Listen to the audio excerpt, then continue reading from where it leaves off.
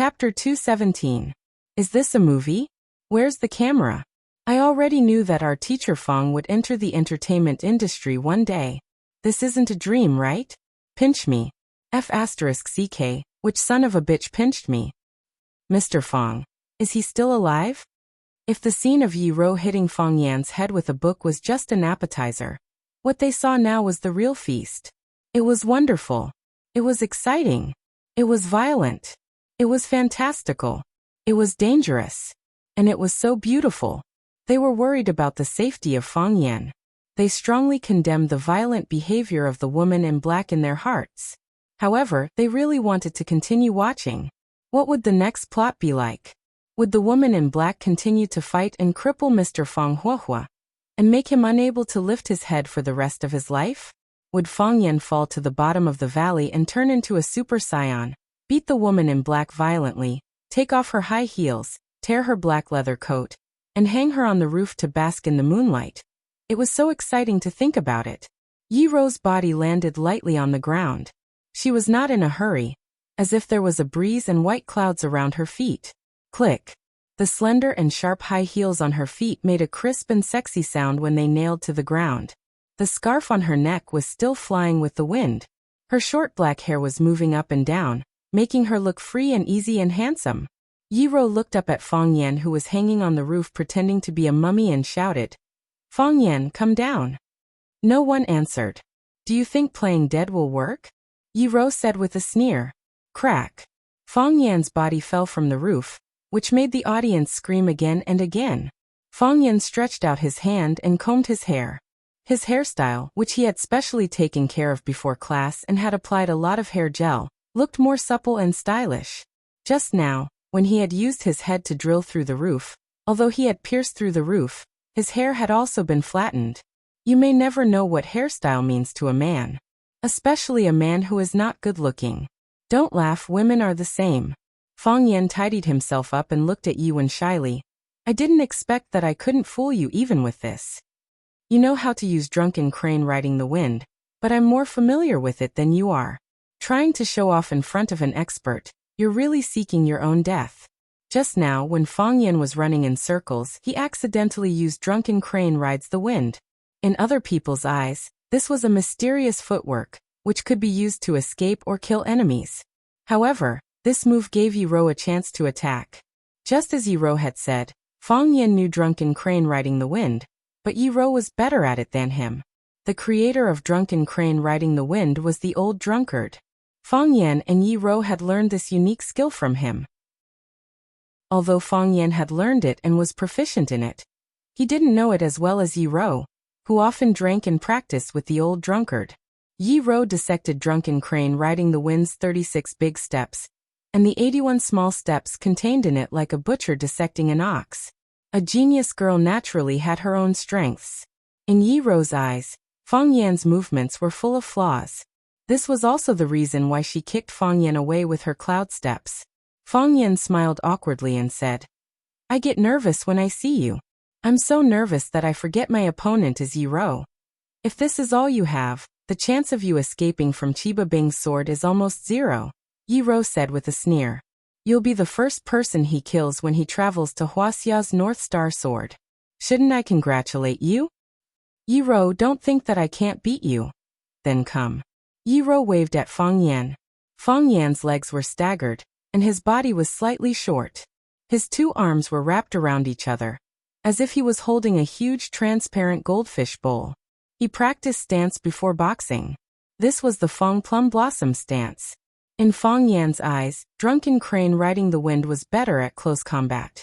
However, because his opponent was Yi Ro, a woman who was better at that kind of footwork, he could only give it up and choose the more stable Fong Plum Blossom steps.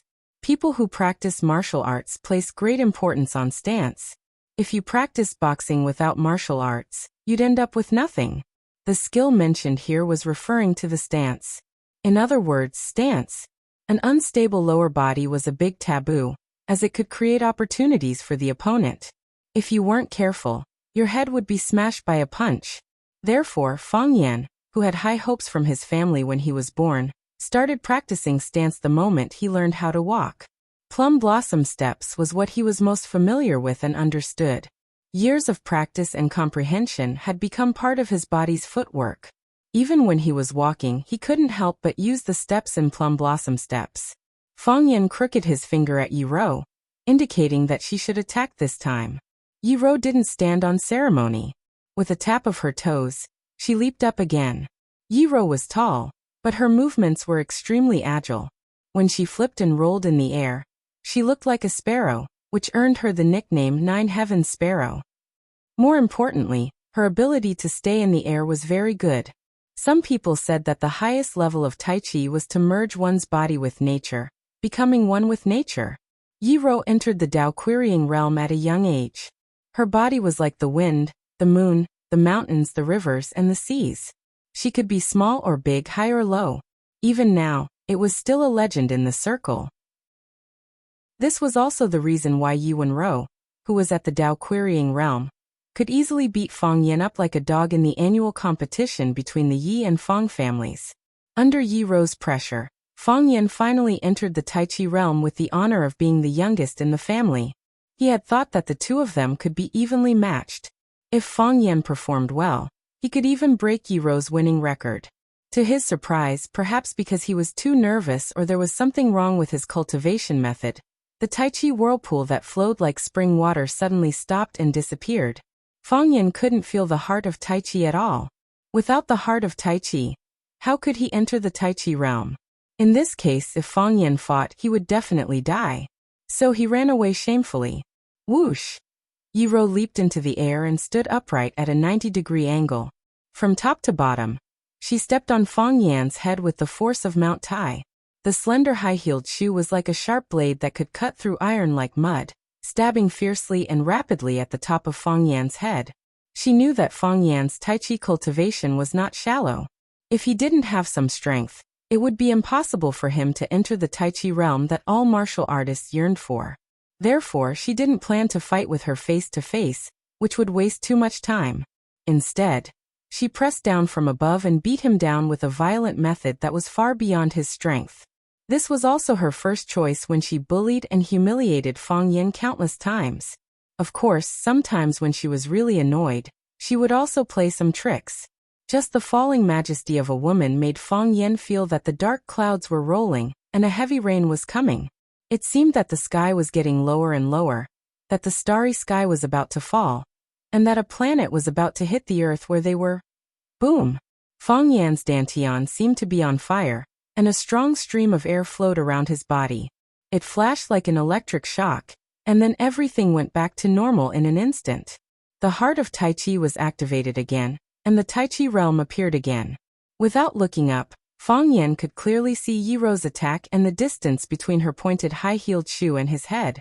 He didn't need to look far to see the contradictory expressions of panic and excitement of the students in the audience, and even the students' breathing and uncontrollable praises. That woman is so cool. God descends to the world. She jumped so high.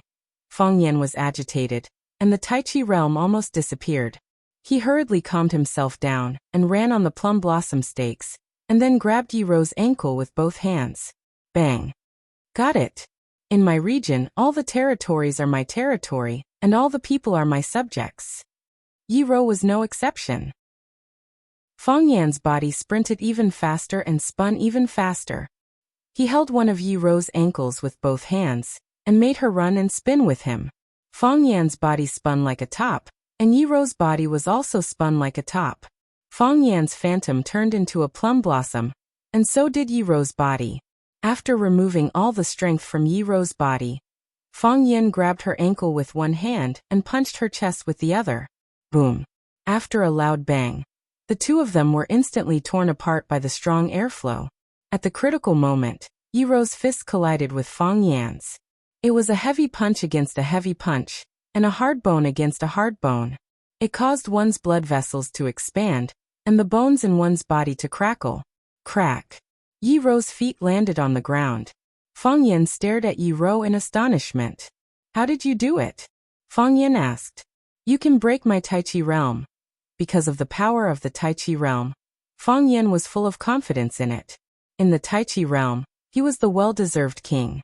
However, When he thought he had completely neutralized Yiro's chi, Yiro was able to fight back at the critical moment when he punched at Yiro's chest. Is this woman an unkillable cockroach? Is there anything in the world that can't stop her? Yiro wiped the blood from the corner of her mouth, which was forced out by the internal chi. She stared at Fang Yan with her shining eyes and asked, "Did the heart of Tai Chi come back to life?" Fang Yan smiled proudly and said, "Not only did it come back to life, but also the rotation of the heart vortex became stronger. There is running water at the head of the spring, and the chi is endless. Yiro, do you really think you can beat me? I showed you mercy, but you are aggressive. Do you think I dare not beat you? If you were not a woman?" Yiro squinted her eyes and smiled, saying, "If not." Fang Yan thought about it seriously and realized that he really couldn't do anything to Yiro. Such an answer made him very depressed and discouraged. He felt that life was really meaningless. Yiro's eyes became fierce again and she said, "If that's all, you can only survive under the sword of the Thousand Leaves Army. If you want to win, Tianfang Nightly Lake." Yiro crooked her hand at Fang Yan and said, "Again." Chapter 218. It looks like this woman isn't Mr. Fang's mother. Tang Qing finally realized something was wrong and said, "We were deceived by Mr. Fang." Qin Etian was speechless. "It's not us who were deceived by Mr. Fang. It's you idiots who were deceived by Mr. Fang, okay? I didn't believe it from the very beginning." Chiba Kaori turned to look at Qin Etian and asked in English, "What happened? This woman. Why did she come and beat up Mr. Fang Yan? In front of so many students. Isn't that a very rude thing to do?" Chiba Kaori didn't understand Wuxia's language and couldn't hear the conversation between Fang Yan and Yiro on the stage, so she didn't know that this matter was closely related to her father, Chiba Kaori. "This is a free sparring session between martial artists of Wuxia," Qin Etian said. "Killing a person every 10 steps, unstoppable for 1,000 miles. Fencing, chivalrous, fearless. This is the demeanor of a true martial artist." Tang Qing didn't think so. It was obvious that Teacher Fang had done something shameful, and the girl came to his door to retaliate by beating him up. Beauty is in the eye of the beholder. This saying was true. Mr. Fang was beaten up like this, but in Qin Etian's eyes, it was still a sparring session. Was there such a hero? Of course, Tang Qing wasn't stupid. He wouldn't expose Qin Etian's disguise in front of his international friends. He leaned back and spoke to Chiba Kaori with Qin Etian between them. Martial artists value freedom the most. Freedom of thought, spirit, and behavior is the only way to become a true martial arts master. It was normal for martial arts practitioners to draw their swords to lend a helping hand when they saw injustice. Fighting over a disagreement was a common occurrence. It doesn't matter to them where they fight or who the spectators are. Seeing Qin Etian glance at him, Tang Qing's heart beat faster. He said, "Teacher Fang Yan is an extremely rare Tai Chi master. After his deeds spread, it's natural that some people came to challenge him. Because Wuxia is a country where everyone loves martial arts." "Thank you, Tang Qing-san," Chiba Kaori said gratefully. "I understand. Because of Teacher Fang Yan's reputation, there will always be people coming to challenge him, right?" She thought of her father. When her father had just started his career, he had often encountered such challenges. However, ever since her father became the #1 swordsman in Japan, there were fewer and fewer challenges like this. In the end, there were no more. When the distance between you and your opponent is very close, they will be jealous of you and do everything possible to surpass you. When you leave your opponents far behind, they will only envy you and worship you. This is human nature. Does this mean that Teacher Fang Yan is not strong enough? Chiba Kaori thought to herself. Then the match between father and Teacher Fang Yan. Father will not lose, right? What a powerful woman, Chiba Kaori said as she looked at Yiro on the stage. Is that so? Qin Etian had a bright smile on his face. Fang Yan's expression turned extremely solemn. He looked at Yiro, who was waving at him, and asked in a deep voice, "How strong is she?" "Very, very strong. You know? The old drunkard knows. Has the Chiba army come to Wuxia before?" 10 years ago, the old drunkard traveled to Japan to challenge the 13 sword sects on the island. He fought with the Chiba army, Yiro said. He lost. The old drunkard said. The Chiba army's swordplay back then wasn't mature enough, Yiro said. I understand, Fang Yan said with a nod. This time, I'll do my best. He crossed his legs slightly and drew a circle with the tips of his toes. He stretched out his arms and moved up and down like a bird flapping its wings. While defending, he returned to the true state of meditation. Fang Yan's mind was calm, and his 7 senses were one. He forgot about everything around him. This wasn't a student's classroom, and he wasn't standing in an auditorium with hundreds of people. He was on a flat grassland. He was on a dangerous mountain peak where he could reach out and pick up the sun and the moon. He was on the bank of the Yangtze River, and he was on a vast beach. He forgot himself. He forgot who he was, what he came for, and why he left. He didn't know how to scheme or plot. He didn't ask for the cause or effect. He and Tai Chi became one. I am Tai Chi, I mean Tai Chi this time. Fang Yan chose to take the initiative to attack. He used the Fang Plum Blossom steps and circled around Yiro. He walked faster and faster, and his body gradually became illusory like a phantom. The arc of his arms also moved faster and faster, like a fan with the highest horsepower. If one paid close attention, they would find that the track of Fang Yan's running was a circle, and the angle of his arms was a circle. There was no circle, no Tai Chi, and Fang Yan and Yiro formed the yin and yang of Tai Chi. Their feet landed silently, and the white smoke rolled. The light above their heads was still so bright. However, in front of everyone, under the eyes of countless people, Fang Yan and Yiro's bodies disappeared just like that. They formed a circle and were enveloped by a substance that was unknown whether it was dust or white gas. It was airtight. The audience didn't understand what had happened at all, and they also felt that the plot was getting worse and worse. Because they couldn't understand it or see it clearly, it was still as wonderful as the punches they had seen before. It was even worse than the scene where Yiro hit Fang Yan's head with a textbook. What on earth are they doing? Just as everyone was looking on in bewilderment, the sound of a huge explosion suddenly and violently rushed into their ears. Boom! The white smoke dispersed. Everyone felt their eardrums hurt. Fang Yan and Yiro finally appeared in front of everyone again. What was different was that Yiro stood still, while Fang Yan was pushed to the corner of the wall several meters away by the curtain. Fang Yan's mouth and nose were bleeding, and he seemed to be seriously injured. That's it. This stunt is too fake, isn't it? Is this the legendary big gas explosion? If it weren't for the weird and depressing atmosphere, some people would have jumped up and said that they should change the channel. What the hell is this? Is that all? Yiro looked at Fang Yan in the distance, and said, the law of integration of yin and yang in the Tai Chi state. Is that all? Fang Yan's mouth and nose were bleeding, and his heart was bleeding. He did use the law of integration of yin and yang in the Tai Chi state. I am Tai Chi, I mean Tai Chi. Everything in the world is Tai Chi. His steps were circular, and so were his palm techniques. He rotated along Yiro, trying to use his yang pole to integrate Yiro's yin pole. The law of integration of yin and yang.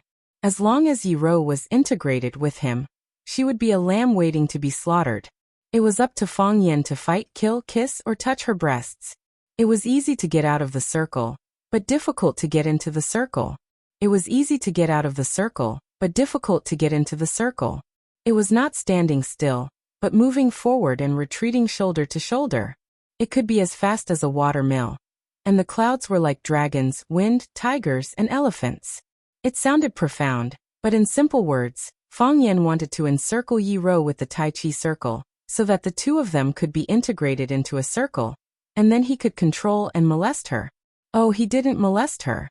As a result, Yiro refused Fang Yan's integration and slapped him in the face.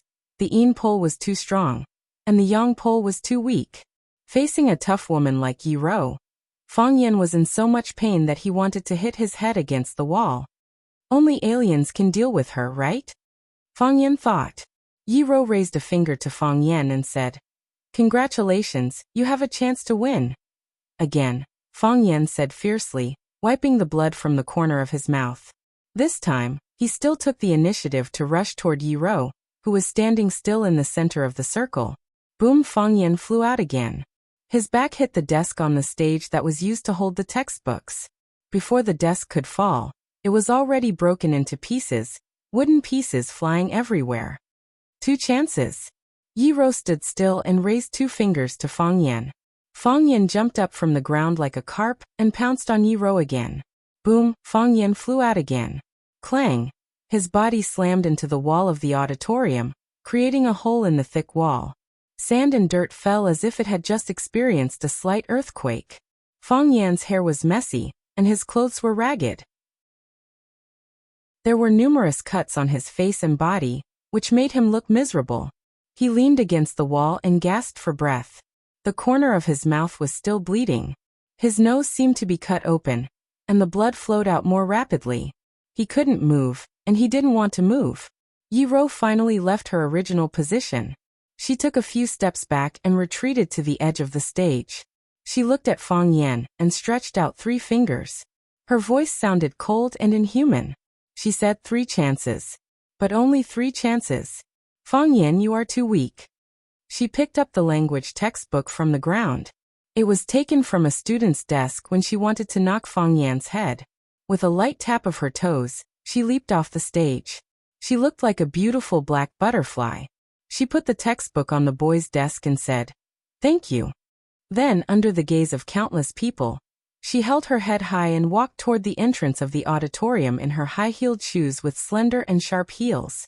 Cluck, cluck, cluck. The sound was crisp and sweet.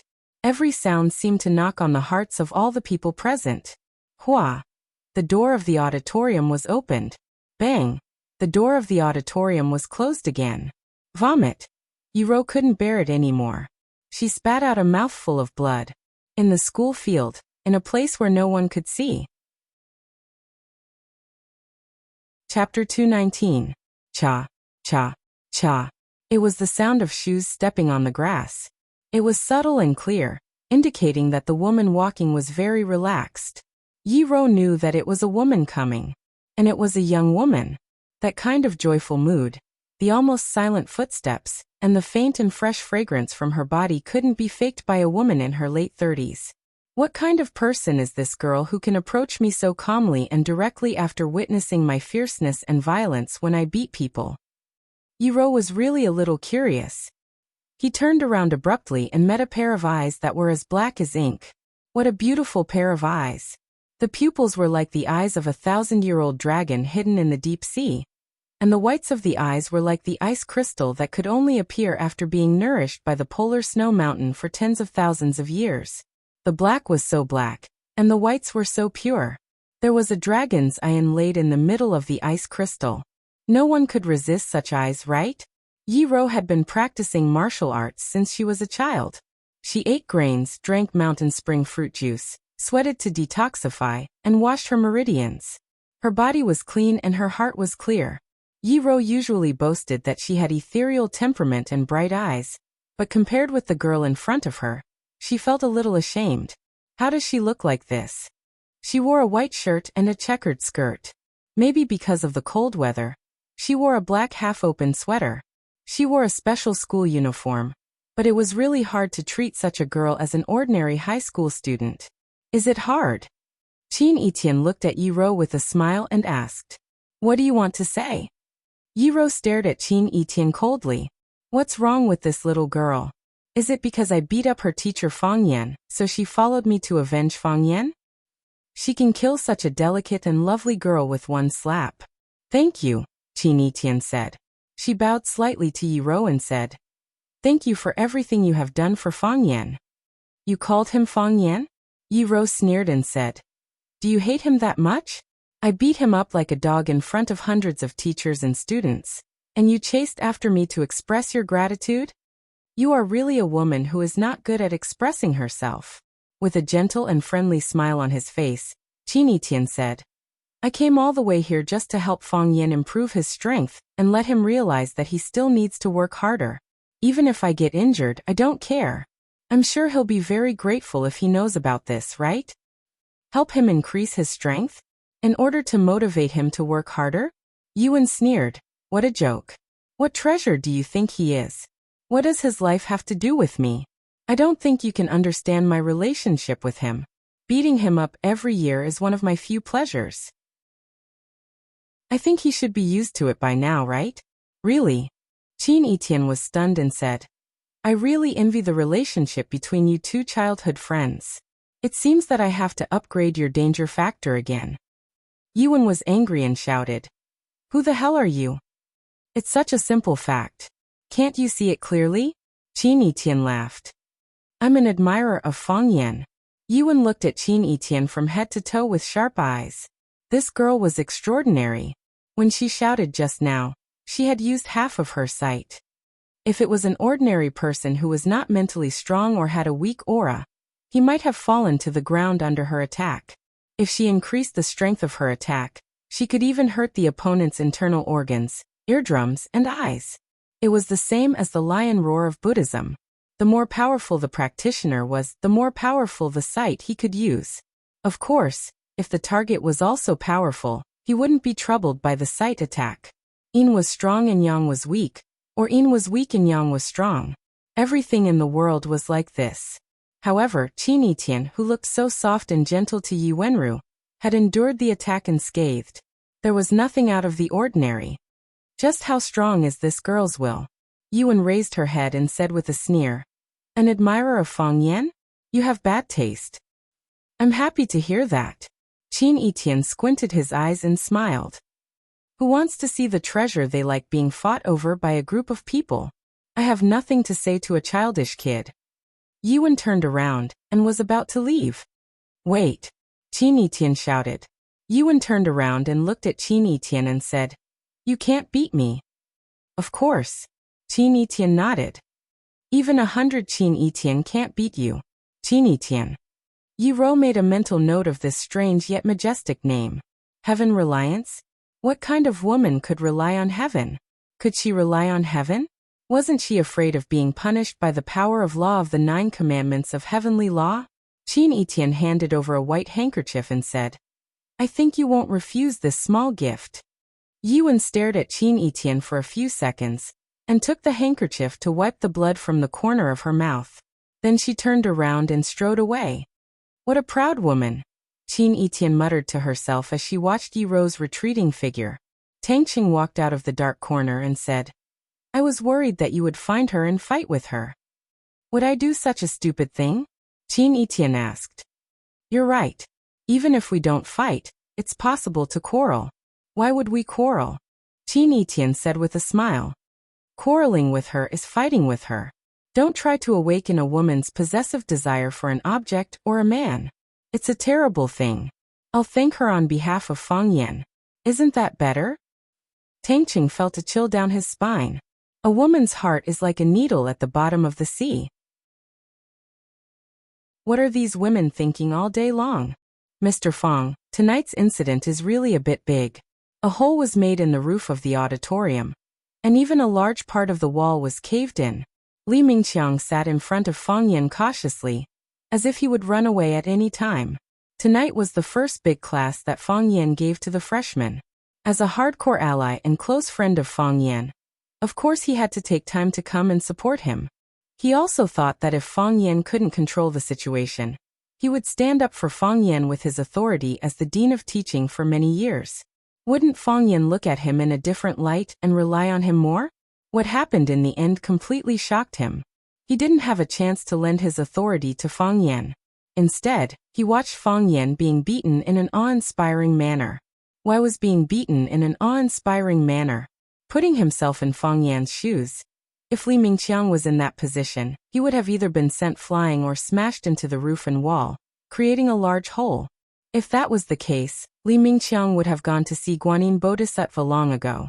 But Fang Yan took it head-on and was still alive and well. If that was the case, how strong must teacher Fang Yan be? Li Mingqiang was afraid that if he said something wrong, Fang Yan would suddenly reach out and slap him to death. It would be like slapping a mosquito to death. The students were also very surprised. They felt that this was really too inconceivable. I think this matter will soon spread within the school, and even the whole of Huaxing or even a wider area will be talking about it. I was worried that it would have some unnecessary impact on Mr. Fang's work and life, So I took the initiative to come out and explain that this was a project of teacher Fang Yan and a film company.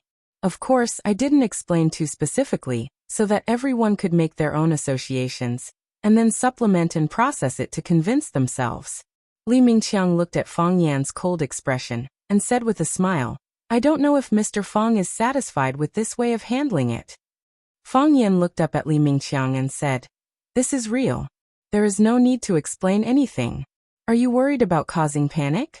Let the students know that this kind of thing is normal, and they will get used to it. If we deny the existence of Wuxia's kung fu, how can we spread it? Li Mingqiang's heart was in his throat. It's over. Fang Yan is not satisfied with the way he handled it. He won't hit me, right? He won't slap me to the wall or kick me to the roof, right? However, I still have to thank Director Li. I'm very sorry about tonight's matter. I didn't explain it to the school in advance. Sorry for troubling you. Fang Yan said apologetically. It's nothing, it's nothing. Li Mingqiang waved his hand. No students were injured, and it opened the eyes of the students. Until now, they are still very excited, and kept talking about tonight's big class. Will the next big class follow this standard? No, Fang Yan said. The next big class will only be the content before I was beaten. Then the students will be very sorry. Li Mingqiang said. Director Li. I'm sorry, I said the wrong thing. Li Mingqiang realized that he had made a fatal mistake. How could he encourage Fang Yan to be beaten again? This time he lost face in front of so many students. Next time he would lose face in front of even more students. Who would want to do that? I'm afraid the students will have opinions. After all, tonight's matter will definitely be spread out. Other classes will also know the content of the class. Fang Yan's eyes glanced at Fang Yingying and Fang Haohan, who stood in the corner of the room and didn't dare to breathe. He said, Director Li's words also make sense. Next time, let's change the standard. Chapter 220. Did Mr. Fang agree? Li Mingqiang said happily. He was a great director who would put his life and death aside for the students' benefit. Because when he said that, Fang Yan could slap him to death at any time. According to the previous standard, Fang Yan would be beaten by Yi Rou again. Fang Yan's heart was boiling with anger. He felt his temper was getting better and better. Even now, Li Mingqiang was still alive and kicking in front of him, ready to dig a hole to bury him. What standard should I change to? Do I still need the girl in black to cooperate with me? The school doesn't have her contact information. Do I still need Mr. Fang to communicate with her? Fang Yan didn't want to communicate with Yi Rou. He didn't mind sending Li Mingqiang to communicate with Yi Rou. That is, if I can find her resting place. As for the expenses, the school should be able to reimburse us. If Teacher Fang has the receipt, we can also reimburse him for the appearance fee. This is for the sake of the school's students. We can't possibly let Teacher Fang pay for it himself. But next time, we must be more careful. Safety first. Don't let a situation like hanging your head from the roof or smashing your body against the wall happen again, right? It's too violent. I'm worried about the physical condition of Mr. Fang and the girl, and the students can't accept it. What I mean is, I get beaten this time, and next time I hit someone. Fang Yan interrupted Director Li Mingqiang and said seriously. Fang Yingying and Fang Haohan looked at each other, and their heads were about to drill into the soil. They could feel the strong murderous look in Fang Yan's eyes when he looked at them. Oh, next time it's Mr. Fang's turn to hit that girl? I can't beat her. Fang Yan waved his hand and said, I have another candidate. I'll inform Director Li after I communicate with them. Director Li, you've worked hard for most of the night. Go back and rest. Sure. Then I won't disturb Mr. Fang's rest. Li Mingqiang quickly got up. Mr. Fang, hurry up and rest. The wound on your face. It doesn't matter. I have medicine. Fang Yan said. After Li Mingqiang left, Fang Yan coldly snorted and shouted, Fang Yingying, Fang Haohan, you two come here. Fang Yingying and Fang Haohan knew that they couldn't escape, so they bowed and stood in front of Fang Yan. Fang Yingying smiled and said, Junior Marshal Uncle, you must be thirsty after talking so much tonight, right? I'll get you a glass of water. After saying that, he turned and ran towards the kitchen. Junior martial uncle. You must be tired after being hit so hard tonight, right? I'll get you some water to wash your feet. Fong Haohan turned and ran towards the bathroom. You two come back. Fong Yin shouted angrily. Fong Yingying stared at Fong Haohan fiercely. This idiot. Why did you mention my sore spot? They stood in front of Fong Yan again. They looked away and didn't dare to look at Fong Yan's eyes. Where is she? Fong Yin asked. Junior martial uncle, Hero and I searched the whole school, but we didn't find Miss Ye's trace. I think she may have left. Fong Yingying replied in a low voice. You know Miss Ye's temper. If she doesn't want to do something, no one can force her. Fong Yan was silent. Yi Ro came suddenly and left so suddenly? After a while he said, Tell me what's going on? Fong Yingying didn't answer. Fong Haohan looked at Fong Yingying and didn't answer either. What? Are you stubborn? Fong Yan sneered. You heard my conversation with Director Li, right? I'll change the standard in the next class. I was hit by Yi Ro tonight. Next time, you two accompany me to the class. Plop. Fong Haohan knelt down in front of Fong Yan. He lowered his head and said with a bitter expression, Junior martial uncle, it's all Fong Yingying's fault. You asked him to call for help, but he called Miss Yi. He knew Miss Yi would come, but he didn't tell us in advance. If he had told me in advance, I would have told Junior martial uncle in advance, and asked Junior martial uncle to escape in advance, and get ready for the fight. But he even hid it from me. Tonight on the stage, he wanted me to hide it for him. I felt guilty and felt that it was a betrayal to Junior martial uncle. So I'm going to expose Fong Yingying as a traitor. He betrayed me and Junior martial uncle. He is an undercover agent that Miss Yi put beside us. Don't be afraid of a godlike opponent, but afraid of a pig-like teammate. What happened to advancing and retreating together? Didn't they say that they would live and die together? Junior martial uncle hadn't tortured him yet, but Fong Haohan betrayed him? Fong Yingying's face turned pale, and he quickly knelt down in front of Fong Yan. He said hurriedly, Junior martial uncle, don't believe Fong Haohan's words. He's purposely framing me. He's doing this for revenge. Last time, he bought 5 peaches and I ate 1 more. He's been holding a grudge against me ever since. Junior martial uncle, I did call master, but I didn't expect Miss Yi to answer the phone. I didn't call Miss Yi on purpose. You know me. I'm fat but I'm cowardly. I don't even have the courage to talk to Miss Yi. Why would I take the initiative to call her? Fong Yingying hugged Fong Yan's leg and cried bitterly. He looked extremely miserable. Junior martial uncle, please look into the details and help me wash away the shame and return my innocence. I can't let Fong Haohan, that despicable villain, succeed in his conspiracy and take advantage of me. Bang! Bang! Fong Yin kicked the 2 of them and said, It's decided. Next time, you 2 come with me to the big class. Junior martial uncle. The 2 of them cried and fell to the ground. It seemed that they couldn't run away from a beating. Have you heard? Last night, during the big class, Teacher Fong Yin fought with a woman in black for 300 rounds. Are you serious? He did that kind of shameless thing in the class. What are you thinking about? I'm talking about the fight. Teacher Fong Yin was beaten by my queen. That was a movie, right?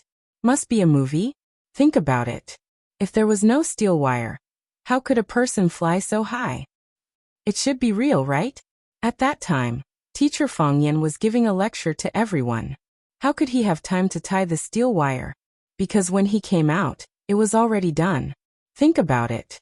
He stood on the stage during the class and didn't step down, right? It didn't matter if Fong Yin liked it or not. The story of Fong Huahua's fight with the Leather Queen spread throughout Rosefinch Secondary. Some students posted the photos they took with their mobile phones on the internet, which attracted a lot of netizens' clicks and comments. Most people were skeptical about this and felt that it was impossible. It was just like the video of a Tai Chi descendant gently pushing a dozen strong men in white and making them fly backward in all kinds of exaggerated postures. It was fake, malicious hype and discrediting Wuxia Kung Fu. Of course, there were a few people who thought it was true. These people were Rosefinch's students who had witnessed the scene. Because the scene at that time was too surprising and shocking, Even if Li Mingqiang later explained that it was a collaboration between teacher Fang Yan and the film company, they still didn't want to believe that it was so simple. However, their words were easily drowned out by the criticism and ridicule, unable to cause any ripples. Of course, there was another small group that was paying attention to this matter. After Chiba Kaoru went back, she told her father, Chiba Hajime, what had happened that night. Chiba Hajime and Fang Yan had come into contact, and he had even tried to attack Fang Yan with his claw sword. Fang Yan had dodged it. Just dodging it made Chiba Hajime look at Fang Yan in a new light. It was a habit he had developed over the years to stain his sword with blood. The fact that Fang Yan could dodge his killer move without being hurt proved that he had the strength to fight him. This was also the reason why he took the initiative to set a 1-month deadline with Fang Yan at the top of One Sword Peak. It should be noted that not everyone was qualified to be Chiba Hajime's opponent. Playing this kind of hype trick, he must be crazy to become famous, Chiba Hajime said with a sneer. Qin-in, what do you think? Chiba Hajime asked. Qin-in, whose whole face was hidden in the black cloak, looked at the picture on the computer and said, he does have the strength to do so. Yes, he does have the strength to do so, Chiba Hajime said. If he can't face his opponent, he will never be able to determine the gap between him and his opponent. Father, if Ms. Fang Yan is really as powerful as you said. Chiba Hajime pointed at Yi-Ro in the picture and said, then, she beat Ms. Fang Yan. I saw with my own eyes that Ms. Fang Yan couldn't fight back in front of her. Doesn't this mean that the woman is more powerful? Compared to her father, who is more powerful? Chiba Hajime looked at Yi-Ro's proud and pretty face in the picture, and the fierce light in her eyes. He said with a smile, the world is black and the earth is yellow, and the universe is primitive. The sun and the moon rise and fall, and the stars and constellations are arranged. The clouds bring rain, and the dew turns into frost. Gold is born in Lishui, and jade is born in Kangong.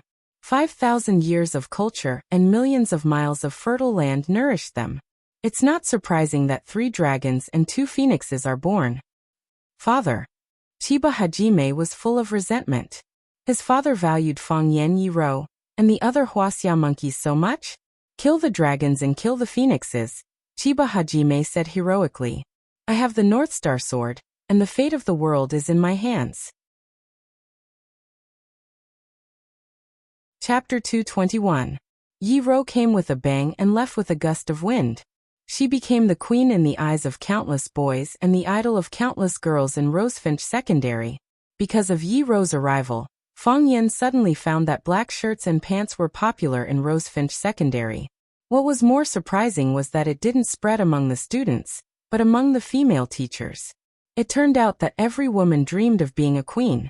No matter which female teacher walked to the podium in a black leather shirt, black leather pants, black high heels, and a small scarf tied around her neck, they would be cheered wildly by the students. Fang Yan wasn't affected at all. He went to class, ate, and slept as usual. Standing on the podium, Fang Yan said with a smile, I've assigned the homework. I hope you can think about it when you go back, although I can't check whether you have thought about it or not. Well, today's class is over. Class dismissed. After saying that, Fang Yan walked toward the office with the language textbook that he rarely opened. Miss Fang Yan. Someone shouted behind him. Fang Yan turned around and saw Chiba Kaori standing behind him in her Rosefinch uniform with a smile. He stopped and asked with a smile, Chiba Kaori, what can I do for you? Chiba Kaori opened her mouth, but she couldn't express her thoughts in Wuxia language. She had been in Wuxia for a while, and had learned some simple pronunciation in Wuxia language, but she still couldn't speak it as fluently as other students. She couldn't understand most of the lessons taught by Fang Yan or other teachers. She could only study by herself and tutor after class. Of course, she didn't care about how many points she could get in each test. What she cared about was whether she could be influenced by the pure Wuxia culture and obtain the secret of the ultimate tea ceremony. What she really wanted to find out was why Qin Etian could beat her in the tea ceremony competition. That was the only reason why she came to Wuxia. A pure and stubborn girl. Teacher Fang Yan, can I speak in English? Chiba Kaori asked Fang Yan with an apologetic smile. Sure. Fang Yan nodded. My English level might be the same as your Wuxia level, so I'll try to keep it simple. Thank you. Chiba Kaori bowed in gratitude. Teacher Fang Yan, I know that you are going to have a duel with my father, is that right? Fang Yan looked at Chiba Kaori with a burning gaze as he pondered the hidden meaning behind the girl's question. Wouldn't it be better to feign ignorance? Fang Yan nodded and said, It's your father who challenged me. I'm still considering if I should go. As you know, our schedule is rather tight. I'm Chiba Keiru's language teacher, not Chiba Keiru's swordsmanship opponent. I'm sure you'll be there, right? Chiba Kaori asked. Fang Yan frowned and asked, Why do you say that? It's just a hunch. Chiba Kaori's smile was gentle and sweet. She was humble and obedient from the bottom of her bones, making it impossible for anyone to dislike her. Maybe it's because of a man's pride, or maybe it's because of the pursuit of ultimate swordsmanship or national justice. I'm sure you'll be there. Are you looking forward to it? Fang Yan asked. There was a hint of anger in his heart. What's wrong with this girl? Your younger brother bullied my student and got beaten up by me. In the end, your family tried everything to beat me up, sending ninjas to sneak up on me and challenging me with Chiba Keiru. Even so, I still let you study in my classroom with a big heart. Did I make you stand at the door as punishment when you can't answer a question? Did I deduct points from your language test? Although you only scored 5 points, I don't know how to deduct points without being discovered. But are you looking forward to your father beating me up? How so? Chiba Kaori shook her head lightly. I'm looking forward to it, but I'm more nervous. I don't want my father to lose to you because I know that he's spent his entire life pursuing the ultimate swordsmanship. This battle is very meaningful to him. But my parents didn't give birth to me just to be beaten up, Fang Yan said with an unfriendly expression. You don't want your father to lose, so you're looking forward to me losing? Are you telling me this because you want me to let your father go? Fang Yan thought. He wished that he could proudly and boldly say, Don't worry, I won't beat him to death. I'll beat him half to death, if he can beat me. Mr. Fang Yan, you've misunderstood me. Chiba Kaori looked anxious. She quickly explained in English. I don't want my father to lose, but I don't want you to lose either. You're a good teacher, a teacher that everyone respects.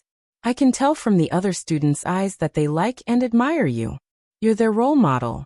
I think they don't want you to lose. Fang Yan looked at Chiba Kaori with a puzzled expression. She didn't want her father to lose, and neither did she want herself to lose. However, since it was a martial arts competition, there was bound to be a winner and a loser. Fang Yan would go all out, and Chiba Kaori wouldn't hold back either. This was a form of respect for the opponent, as well as for what she had learned. I'm really conflicted. Chiba Kaori flicked her long hair and said with sincerity in her eyes, I just hope that all of you can get what you want. When the time comes, I'll be there to cheer for all of you. Fang Yan patted Chiba Kaori's shoulder. You're a good student, just like the other students in class 9. 10 feet abyss. This place isn't bad, right? Qin Etienne asked as he looked at the beautiful scenery before him. Clear water, blue sky, and mountains in the distance. A cool breeze blew, and the sun set. It was truly the best scenery in the world. 10 feet abyss. 10 feet is heaven and 10 feet is hell, Fang Yan said with a smile. Why did you think of having a meal here? After satisfying their material needs, people began to seek spiritual enjoyment. They sought novelty, and excitement. For example, climbing the world's highest peak, Mount Everest, which was covered in ice and snow, or crossing the Amazon, which was filled with poisonous snakes and wild beasts, or searching for gold in the desert, or exploring the South Pole, and eating the food from the East Ocean. As long as you could think of it, there was nothing they couldn't do. Fang Yan felt that today's dinner was actually an adventure. The tables and chairs were placed at the edge of the cliff. If the goblet on the table tilted a little, it could fall into the canyon and shatter into pieces. Of course, the same went for people. This was the origin of the name 10 feet abyss. A handsome waiter in a white shirt and a black waistband attentively poured red wine for the two. Qin Etienne picked up the glass and gently shook it, saying, Have you ever had such a feeling? When you eat a delicious dish, a thought will emerge in your heart. I must bring him here next time. When you see a beautiful scenery, your heart will think, I must bring him here next time. When you see the best and most suitable for you, your heart will be very eager to find another person to share it with. Only in this way, that dish will have value, and that scenery will have soul. Qin Etian looked at Fang Yan and said, I discovered this restaurant 3 years ago, so I thought of bringing someone here. Fang Yan picked up the wine glass in front of him, and gulped down the red wine in the glass. Qin Etian chuckled and said, You don't need to run away, and you don't need to hide anything. I didn't ask you to marry me now, did I? I won't do such a stupid thing.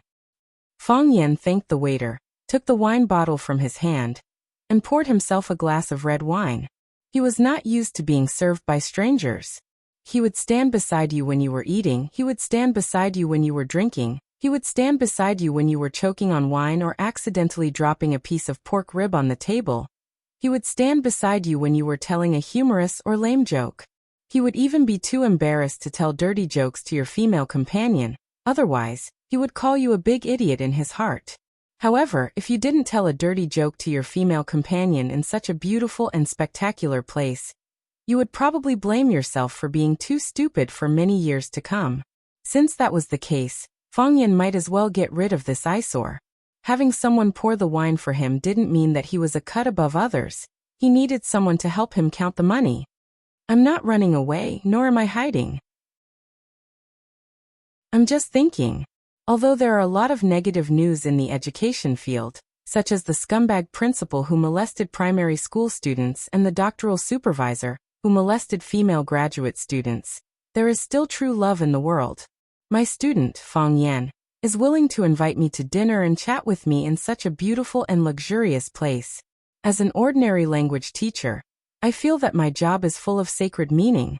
Do you have to say such unpleasant words to change the topic? Qin Etian sipped the red wine and asked with a smile.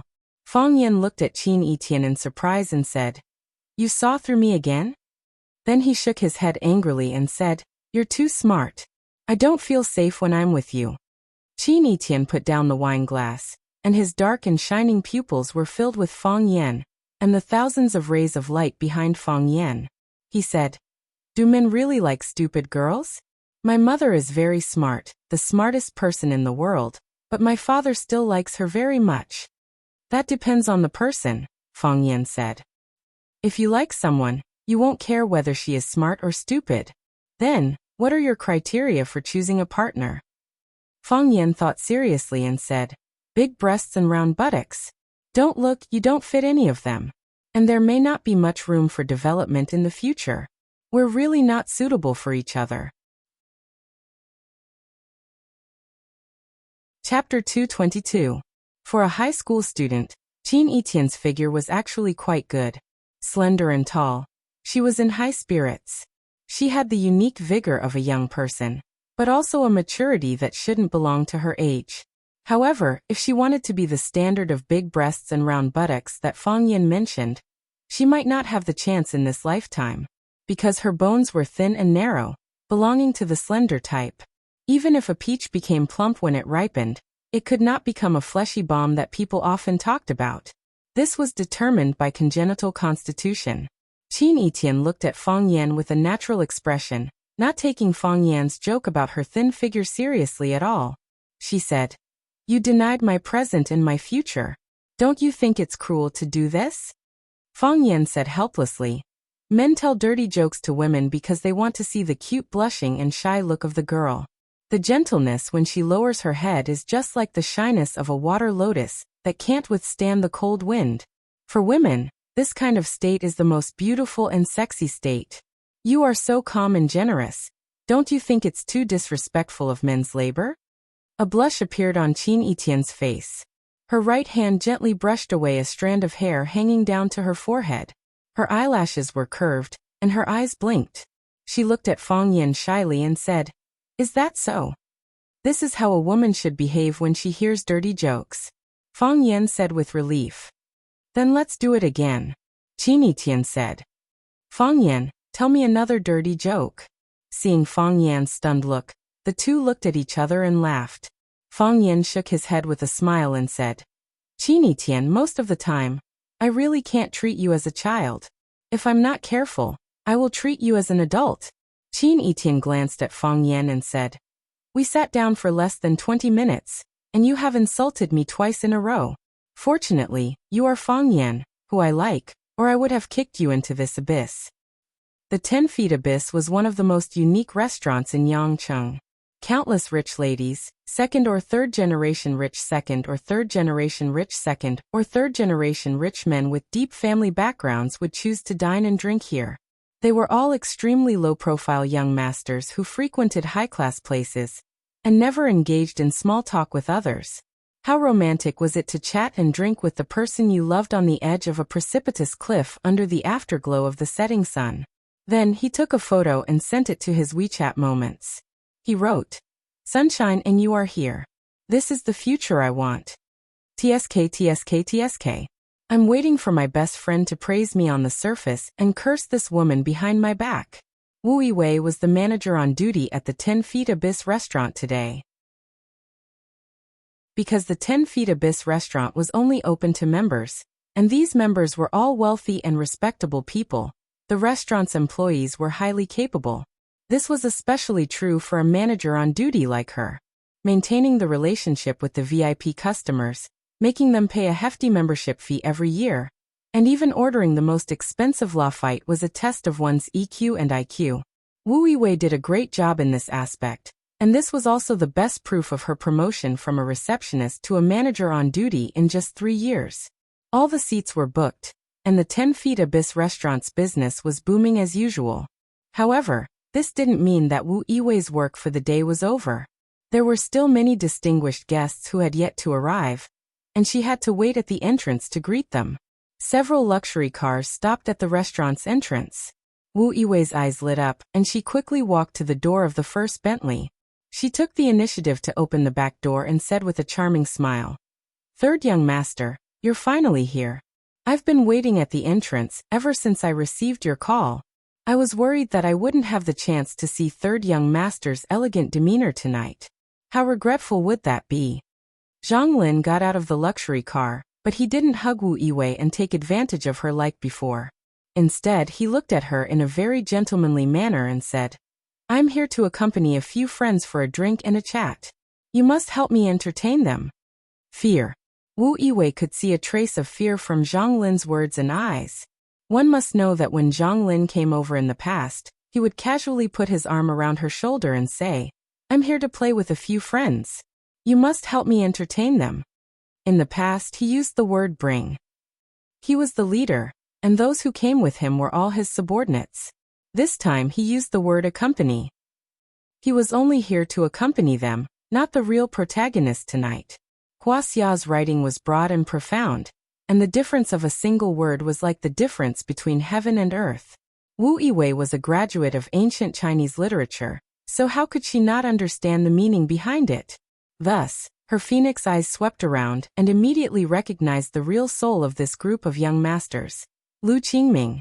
Lu Qingming was a member of Huaqing's Lu family and the cousin of Lu Shu, one of the 4 beauties of Huaqing. Because Lu Shu's previous reputation was too resounding, Lu Qingming seemed insignificant in comparison. Later on, he heard that Lu Shu had an accident and didn't appear in public for a long time. For some unknown reason, the Lu family pushed Lu Qingming out on several important occasions. Thus, Lu Qingming became a hot figure in Huaqing all of a sudden. Towards such a powerful figure, Wu Yiwei naturally paid attention to him. Of course, Wu Yiwei knew the rules. She wouldn't immediately greet and curry favor with Lu Qingming just because his background was deeper than Zhang Lin's. That would only make Lu Qingming look down on her, and similarly, make Zhang Lin feel disgusted. What she needed to do was to take care of Zhang Lin, and at the same time, greet Lu Qingming and let him know that she knew that he was an important figure. That was enough. Just as Wu Yiwei was thinking about this, a scene that surprised her appeared. After getting off the car, Lu Qingming walked to the Mercedes-Benz at the end of the line in an extremely natural manner. He very naturally helped to open the back door, and invited a bespectacled man who looked refined yet very ordinary. Wu Yiwei's heart suddenly shrank. Lu Qingming was already the top young master in Huaqing's circle. Then who was the man who took the initiative to open the door for him? Wei Wei, is our position ready? Zhang Lin patted Wu Yiwei's shoulder, signaling her to come back to her senses. Third young master, everything is ready. I will accompany you. Wu Yiwei said with a charming smile. The group of people passed through the side road and walked towards the cliff on the left. There was a large protruding boulder, and the stone was simply surrounded by a railing. Then there was a large white table and a few white round chairs on it. Obviously, that was the position that Zhang Lin had booked in advance. At this moment, Jiang Junling, who was walking in the back, suddenly stopped. Jiang Junling was the person that Lu Qingming paid attention to. Seeing his strange action, Lu Qingming, who was explaining the uniqueness of this restaurant, immediately shut his mouth and looked in the direction that he was looking at with a strange look in his eyes. It was a man and a woman. The man was handsome, and the woman had a noble and peerless temperament. Jiang Junling didn't speak, and Lu Qingming didn't ask either. He knew that Jiang Junling was a person who didn't like to talk much, and he had just replaced Lu Shu's position, so he didn't have a clear understanding of Jiang Junling's character and temper. The less he spoke, the less mistakes he would make. Since Jiang Junling and Lu Qingming stopped, the people behind them naturally stopped as well. Zhang Lin and Wu Yiwei only reacted after walking a few steps. Zhang Lin glanced at the direction that Lu Qingming was looking at and looked at Wu Yiwei. The scenery on the other side of that table is better. I want that table. The smile on Wu Yiwei's face stiffened, but it returned to normal in an instant. She hugged Zhang Lin's arm and rubbed her plump breasts against his body. Then, she gently and meticulously explained. Third young master, since you like that table, I will definitely prepare it for you in advance next time. I will prepare it for you whenever you want it. Zhang Lin, who used to be obedient to Wu Yiwei, suddenly became fierce and ruthless. He ignored Wu Yiwei's ambiguous attack and sneered, I want it now. Third young master, the dishes have just been served. It's really difficult for me. Wu Yiwei smiled obsequiously and begged. What's the background of that man and woman? Zhang Lin asked. It's Miss Qin who booked the table, Wu Yiwei said. Although Miss Qin rarely eats here, she has been a 3-year senior member of the 10 Feet Abyss. I have never seen that man. Miss Qin? Which family's Miss Qin is she from? Zhang Lin asked again. Wu Yiwei shook her head and said, I only know that her surname is Qin, but I don't know which family she is from. Third young master, you don't know her either? It's easier to talk if you don't know her. Zhang Lin chuckled. I don't care how you do it. Immediately chase them away. I want the table they're sitting at now. Third young master, the location of Pigeon Back is actually quite good. The feng shui is excellent, and the view is wide. Look, there's a large stretch of beach right across, and the canyon is filled with smoke. Slap. Zhang Lin slapped Wu Yiwei's face and scolded, Stinking whore, do you want to die? Don't you know how much money I spent on you? I gave you face in the past, but now you're not giving me face? Third young master, it's not that I don't want to help, but our 10 Feet Abyss has a rule. We can't chase away other customers or force them to give up their table for no reason. If I do that, the reputation of our 10 Feet Abyss will be ruined. Although Wu Yiwei was slapped, she still explained in a low voice. She knew that these young masters were temperamental. When they got close to you, it was because they were pretending to be refined. When you accidentally angered them and they bared their fangs at you, that was their true colors. In their eyes, they simply didn't treat a small character like her as a person. Zhang Lin looked at Wu Yiwei with a sneer and said, You don't dare, but I do. I'll go talk to them. I think they will give me, Zhang Lin face. Lu Qingming stood beside Jiang Junling and whispered, Zhang Lin, the youngest son of Blue Sky Group's Zhang Qingpu, is a good dog. Chapter 223. As a good dog, it had to have the awareness to pounce and bite people for its owner. Zhang Lin was the third son of the Blue Sky Group's boss, Zhang Qingpu. The Blue Sky Group was a very famous construction company in Huaqing. 20 years ago, Zhang Qingpu was just a small labor contractor who led a dozen villagers to build houses for people. An annual income of 1,800,000 yuan was enough to satisfy him. He felt that there was no job in the world more blissful than being a labor contractor. He decided to be a contractor for the rest of his life. This was a career that could bring honor to his ancestors. Later, he had the opportunity to meet Lu Qingtian, the core figure of the Lu family. Lu Qingtian valued his ability and asked him a question. Do you want to be a big shot? Big shot. Zhang Qingpu hadn't figured out the difference between a big shot and a big shot before he nodded in a panic. He knew that this was a huge opportunity for him. Therefore, with the support of the Lu family's funds and connections, Zhang Qingpu's Zhang Qingpu construction team became the Blue Sky Company, and the Blue Sky Company became the current Blue Sky Group. Zhang Qingpu became a famous figure in the business world of Huaqing. He could make countless people look at him with a stomp of his foot. At the same time, he also became a dog under Lu Qingtian's tutelage. Like many other distinguished Shar-Pei dogs, they either guarded the door or bit people. They had a clear division of labor and would never overstep their boundaries. If someone gave you a bone, you would be their dog. Very fair. What was worse was that this relationship could be inherited from generation to generation. His father, Zhang Qingpu, was Lu Qingtian's dog, so Zhang Lin naturally became Lu Qingming's dog. It was a matter of course. Even Zhang Lin himself didn't have any objections. Zhang Lin wasn't the kind of man who would have his hormones skyrocket at the sight of a beautiful woman. Which man in their circle didn't go through hundreds of battles? Some of the less famous models or female students who didn't have a background were 10 times better than those celebrities who showed off in the media. He didn't have any ill feelings towards the young man and woman. He even felt that they looked like a perfect match. However, he didn't know why the noble from Yinjing was unhappy with them. Although he didn't show anything, although Lu Qingming didn't give him any instructions or promises, he was the one who arranged the dinner tonight. However, he was the organizer of this dinner tonight, so he had to stand up and pull a cloud to make some noise. At least, he had to give them a chance to speak and intervene. He was a dog, and a dog had to have its uses. Every family has its own difficulties. As a rich second generation with dreams and a bright future, do you think his life is easy? He hadn't seen the woman or heard of the man. Fortunately, the young man and woman were just two ordinary people. Zhang Lin walked to Fang Yan and said with a smile, "Perhaps this is a little sudden for you, but this is entirely for your own good. Give me your table. You have two choices. First, I'll get someone to arrange another table for you. Second." Zhang Lin pointed to the sizzling steak that had just been served on the table and said, "Pack it up and leave." Zhang. Zhang as he said, Zhang and Zhang. Zhang Fang Yan, who was about to cut his steak, looked at Qin Yitian with a troubled expression. "Next time, can we not go to a restaurant that costs more than 100 renminbi per person?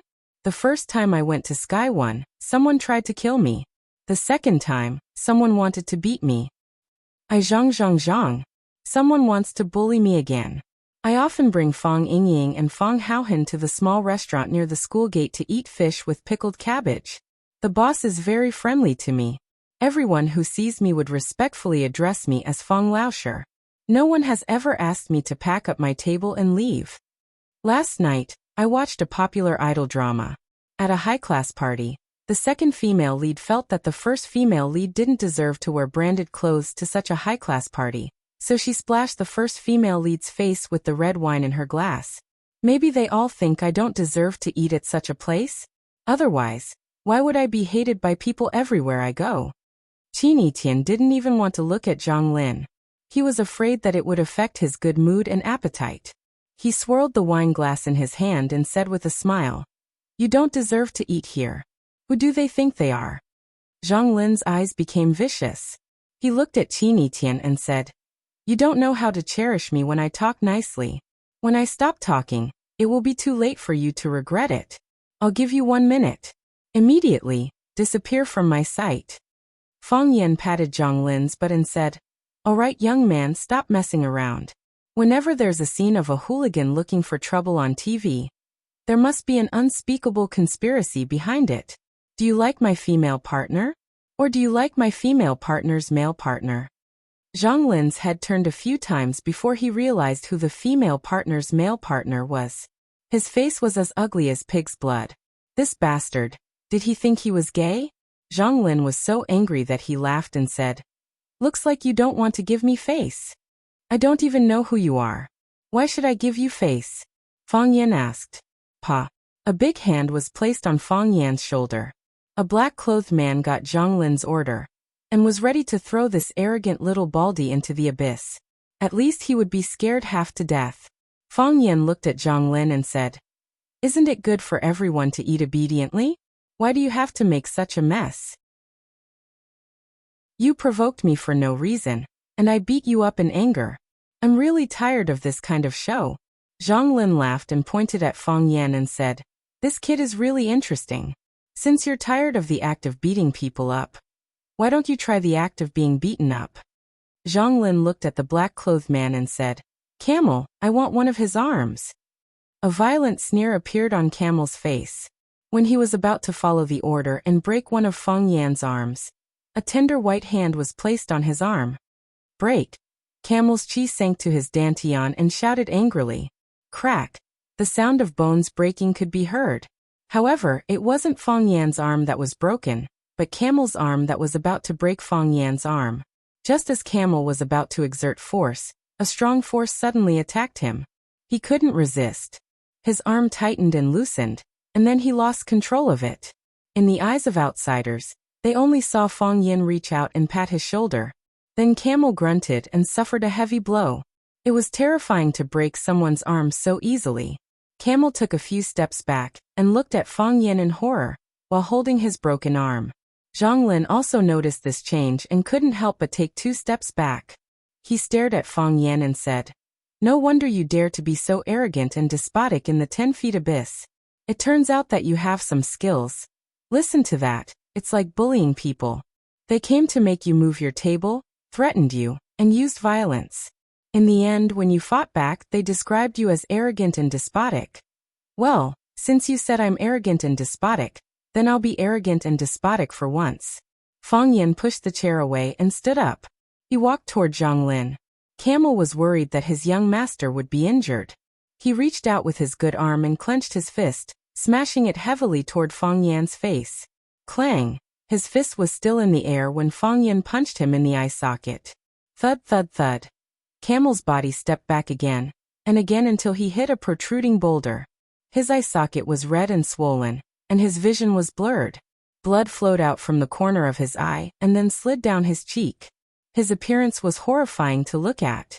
Under the pain, Camel's body couldn't stand steadily. He leaned against the boulder and slowly slid down, sitting on the ground. Another slightly shorter bodyguard in black attacked Fang Yan's ribs from the side. Fang Yan turned his wrist and held his fist. With a light pull, the bodyguard in black was pulled in front of Fang Yan. Then Fang Yan punched him in the ribs under the armpit. Kacha! The sound of bones breaking sounded again. The bodyguard in black screamed and his body softly collapsed. The 2 bodyguards he brought were injured one after another. This was what Zhang Lin didn't expect. This was a dangerous person.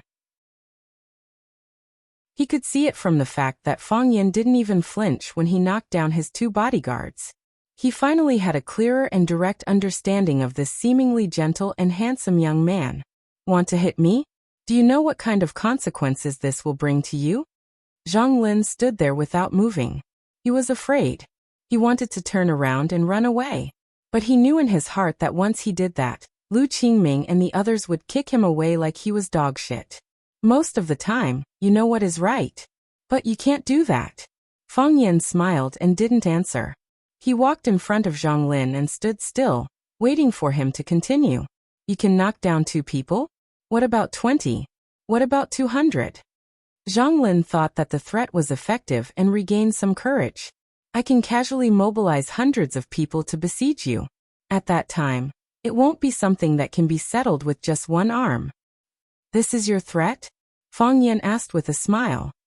Fang Yan grabbed Zhang Lin's neck and lifted him up with 1 hand. Then he walked step by step to the edge of the cliff and threw his body over the railing, leaving Zhang Lin's feet hanging in the air. His hair was messed up and the sound of the wind was in his ears. Below him was a 10,000 feet cliff. If he was a little careless, he would fall to his death. Zhang Lin was scared.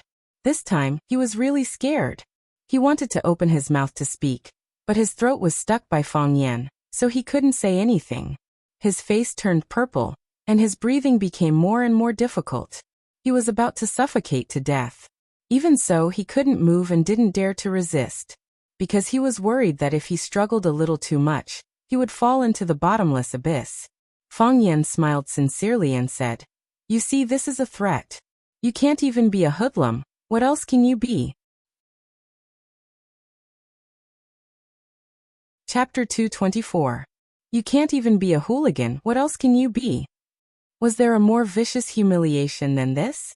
Although Zhang Lin was very afraid of death, in that short period of 0.01 seconds he actually had such a thought. Let go and let me die. For him, this feeling was worse than death. Zhang Lin's entire body fell outside the railing, hanging on the cliff. As long as Fang Yan loosened his grip, or accidentally slipped, what awaited Zhang Lin would be smashed into pieces. The wind blew on his buttocks, and he was about to pee his pants. This scene was too thrilling, and everyone was dumbstruck. Wu Yiwei was scared out of her wits. She quickly ran over and reached out to grab Fang Yan's arm, shouting, let go, you'll die if you do this. Security, security, come quickly. Zhang Lin had slapped her in the face, but she had also earned a lot of commission from the drinks. If Zhang Lin died in front of her, she would also have to bear the responsibility. Pa. Fang Yan reached out and threw Zhang Lin back to the ground. He didn't plan to kill Zhang Lin, he wasn't that stupid. Zhang Lin clutched his throat and coughed violently. His face was purple, and he couldn't say a word. Wu Yiwei helped him up from the ground and asked anxiously, "Third young master, how are you? Are you okay? Do you need to call a doctor?" Zhang Lin's body was limp, and all his strength was drained by Fang Yan. "I don't have to give up my seat, right?" Fang Yan looked at Zhang Lin and asked. Zhang Lin didn't answer. He also didn't need to answer.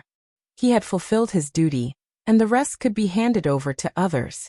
Don't bully others just because you have some stinky money. When Fang Yan walked in front of Zhang Lin, he kicked his knee. "Do you think I don't have money?" When Fang Yan finished his practice and returned to his seat, Qin Etian had already gently and carefully helped him cut the steak into small pieces. "Eat it while it's hot," Qin Etian said with a sweet smile, as if she was not worried that Fang Yan would be defeated in the battle just now. "I just tasted it. It's not fishy or overripe. The taste is just right." Fang Yan forked a piece of beef into his mouth and chewed, saying, "It's really not bad." "Of course. This dish is their signature dish. How could the place I picked be bad?" Qin Etian said proudly. Fang Yan swallowed the beef and said, "Let's eat quickly." After eating, he ran away. "This little bastard isn't trying to hit on you or me. There's no reason for him to bully us for no reason. There's someone behind him. I don't know why, and I don't want to know. I'll go back after dinner. Pretend that nothing happened today." "What a generous man." Qin Etian savored the beef in his mouth and said, "I'm afraid you won't get what you want. Can't I not pursue the matter when they bully me?" "But they didn't succeed," Qin Etian said. "To them, you're bullying them if you don't let them bully you." Fang Yan felt that these young masters were too much of a bully. Everything that happened on the cliff was seen by a group of people not far away. Jiang Junling turned to look at a skinny middle-aged man behind him and asked, "Mr. Bao, are you confused?" Mr. Bao shook his head and said, "I know when to advance and when to retreat. I showed mercy. I'm not confused." "Then go help him," Jiang Junling said. Mr. Bao did not say a word. He lifted his small feet wrapped in black cloth shoes and walked in the direction of Fang Yan. Mr. Bao stood in front of Fang Yan and looked at him with a gentle expression. Fang Yan also noticed Mr. Bao and his expression became serious. Fang Yan pointed at Zhang Lin on the ground and said, "You're together?" Mr. Bao shook his head. Who was Zhang Lin to be with them? "So, you're like him, bullying me because you don't like me?" Fang Yan slowly moved to Qin Etian's side and used his body to block in front of her. It was romantic to eat in the Zhang abyss, but it was dangerous to fight. If he was not careful, he could easily push someone off a cliff and fall to his death. Fang Yan was afraid that Qin Etian would be implicated if he got into a fight. "Bully!" Mr. Bao was stunned. He laughed, and the thin layer of skin on his face piled up together, making him look like a crumpled soup bun. In a martial arts competition, the winner is the hero and the loser is the bandit. How is this bullying? Martial arts competition? That's exactly what I'm here for. Fang Yin waved his hand and said, I'm sorry, I'm not competing. As you can see, my student has already cut the beef for me. I'll be old if I don't eat it now.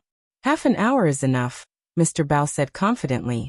He was confident that he could finish the battle in half an hour, or rather, finish off Fang Yin. Fang Yin looked at Mr. Bao thoughtfully and asked, Must you compete with me? That's why, Mr. Bao repeated. Fang Yin frowned and asked, Why? To defeat you, Mr. Bao said proudly. He was short, but he gave off an arrogant aura that looked down on the heavens. I'm not obliged to fulfill your wish, Fang Yin said. Why should I let you beat me just because you want to? It's not up to you. Before he finished his sentence, Mr. Bao clawed at Fang Yin with one hand.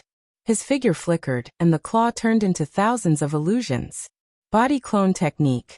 Xingyi Fist's eagle claw became shadowless claw due to Mr. Bao's speed. Xingyi Fist was derived from heart and mind fist. Shape and mind followed the heart, and could be controlled as one pleased. Ever-changing and controlled by the heart. A single leaf knows the autumn, and a single clue reveals the general trend. With just one claw, Fang Yin already knew that Mr. Bao was a rare opponent. Putting everything else aside, his palm fist had already reached a level where he could do as he pleased. You're going too far.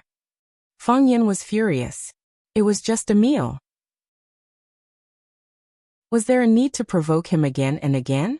Fang Yin clenched his fist and punched through the illusions towards Mr. Bao's wrist. Bang, like a fierce tiger, the illusion was destroyed. Shape and mind followed the heart. Just as his wrist was about to be hit by Fang Yan's fist, the eagle claw turned into a tiger fist and charged straight at Fang Yan's fist. Fist against fist, flesh against flesh. The two men's fists collided head-on. Silence. A deathly silence. Boom!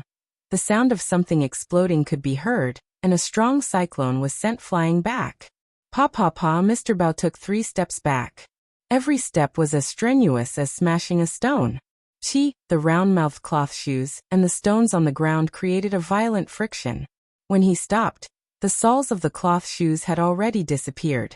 His inner force was channeled, and the cloth shoes could not withstand the force. The sole of the cloth shoes was burnt to ashes.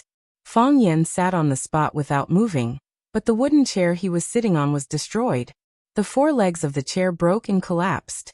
The bare cover of the chair fell to the ground. Fang Yin could no longer maintain his sitting posture. He stood up straight and glared at Mr. Bao. I used white hand to repel the tiger and you used evil tiger to dig out the heart. Fang Yin said coldly. White hand was also known as snatching hand. It was a hand-to-hand combat technique. Repelling the tiger was to let the opponent know when to retreat. It was not a killing move that could injure or kill. However, Mr. Bao used evil tiger to dig out the heart. With one hand, he attacked Fang Yan's fist to lure him in while his other hand went for Fang Yan's heart. If not for Fang Yan's Tai Chi stickiness, Mr. Bao's tiger claw would have pierced through Fang Yan's chest and dug out Fang Yan's heart. Mr. Bao smiled without saying a word. Deep down he was shocked. Everything he had learned in Xing, he was to play the chicken like a chicken and the tiger like a tiger. Bend down like a chicken and stand up like a tiger. Dispel the chi and dig out the heart. This series of killer moves had always been successful. Countless experts and generals had fallen under his hands. He did not expect Fang Yin to resolve it so easily and force him to take 3 steps back. The fist was afraid of the young man. The young man's inner force was as powerful as the Yangtze River. Mr. Bao had cultivated qi all his life, but he could not shake the young man. You want to kill me? Fang Yin asked. Of course I want to kill you, Mr. Bao said. Fang Yan's face darkened. If it was just a sparring match, he could use all his strength without using his killing intent. But if it was to kill someone then, Fang Yin would not sit still. He was afraid of death, so he hated those who wanted to take his life. Since when did Dragon Master Bao Shi become someone else's watchdog? Fang Yin stared at Mr. Bao and asked. Bao Shi raised his eyebrows and asked, You know me. There are 2 masters in Xing, Southern Dragon and Northern Phoenix. To be able to practice form and will martial arts to this level, I'm afraid only Dragon Master Bao Shi can do it, Fang Yan said sarcastically.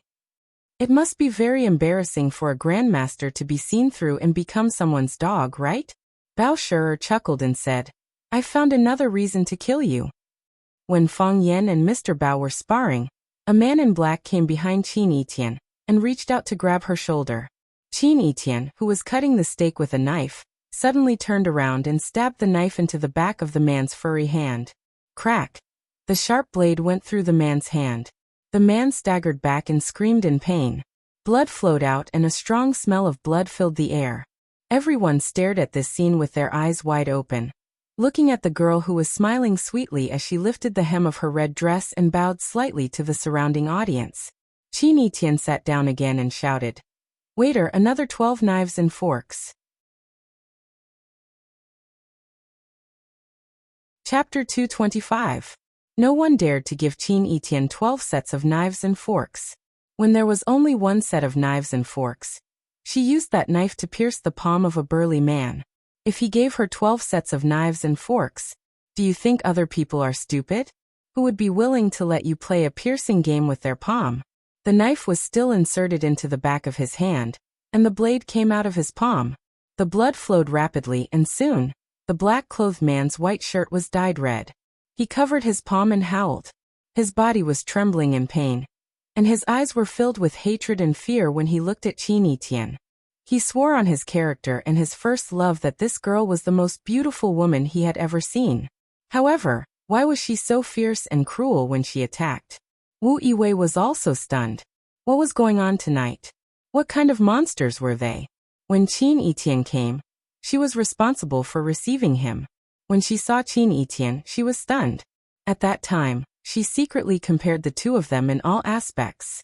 Whether it was appearance, temperament, or aura, the other party was several streets ahead of her. Fortunately, her chest was full, and it made her regain a little confidence as a woman. 3 taels of meat on the chest was worth 100,000 gold. This was very reasonable. In her eyes, this girl, who was so beautiful and charming, had pierced through someone's palm with a knife, and then smiled indifferently and shouted for another 12 knives and forks to be served. Beheading someone while talking and laughing, this was probably the kind of person who could do that. Jiang Junling slightly frowned. He turned to look at Lu Qingming and asked, Who is that idiot's man? Lu Qingming didn't know why Jiang Junling was angry, so he quickly explained, He might be Zhang Lin's man. I saw him get out of Zhang Lin's car. He saw that Zhang Lin was being bullied and insulted by that guy, so he wanted to catch that girl to threaten him. That girl? Seeing Jiang Junling's gentle eyes looking at the girl, Lu Qingming chuckled and said, Quite a character. Just character? Jiang Junling had a meaningful smile on his face. If that's the case, can she live up to Qin Yitian's words? Qin Yitian? Lu Qingming's expression froze. Qin Yitian of the Qin family? Perhaps his severely injured and disfigured brother, Lu Shu, knew more, but this didn't prevent Lu Qingming from knowing some secrets of that level from his own network and circle of friends. The son should be like Jiang Junling, and the adopted daughter must be like Qin Yitian. The comment of the Tao addict, song transplanting seedlings, who was known as the #1 physiognomist since ancient and modern times, had pushed the two of them to the front of the stage, attracting countless eyes and attacks of jealousy.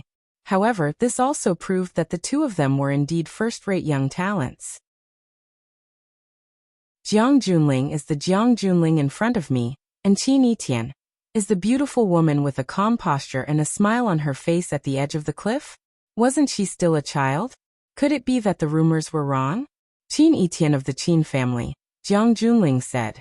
What? Do you regret it? If possible, who would want to provoke the Qin family for no reason? Lu Qingming thought in his heart. However, he couldn't say such words, at least not in front of the man in front of him. He looked at Jiang Junling firmly and said, Young master, do you want me to have a try?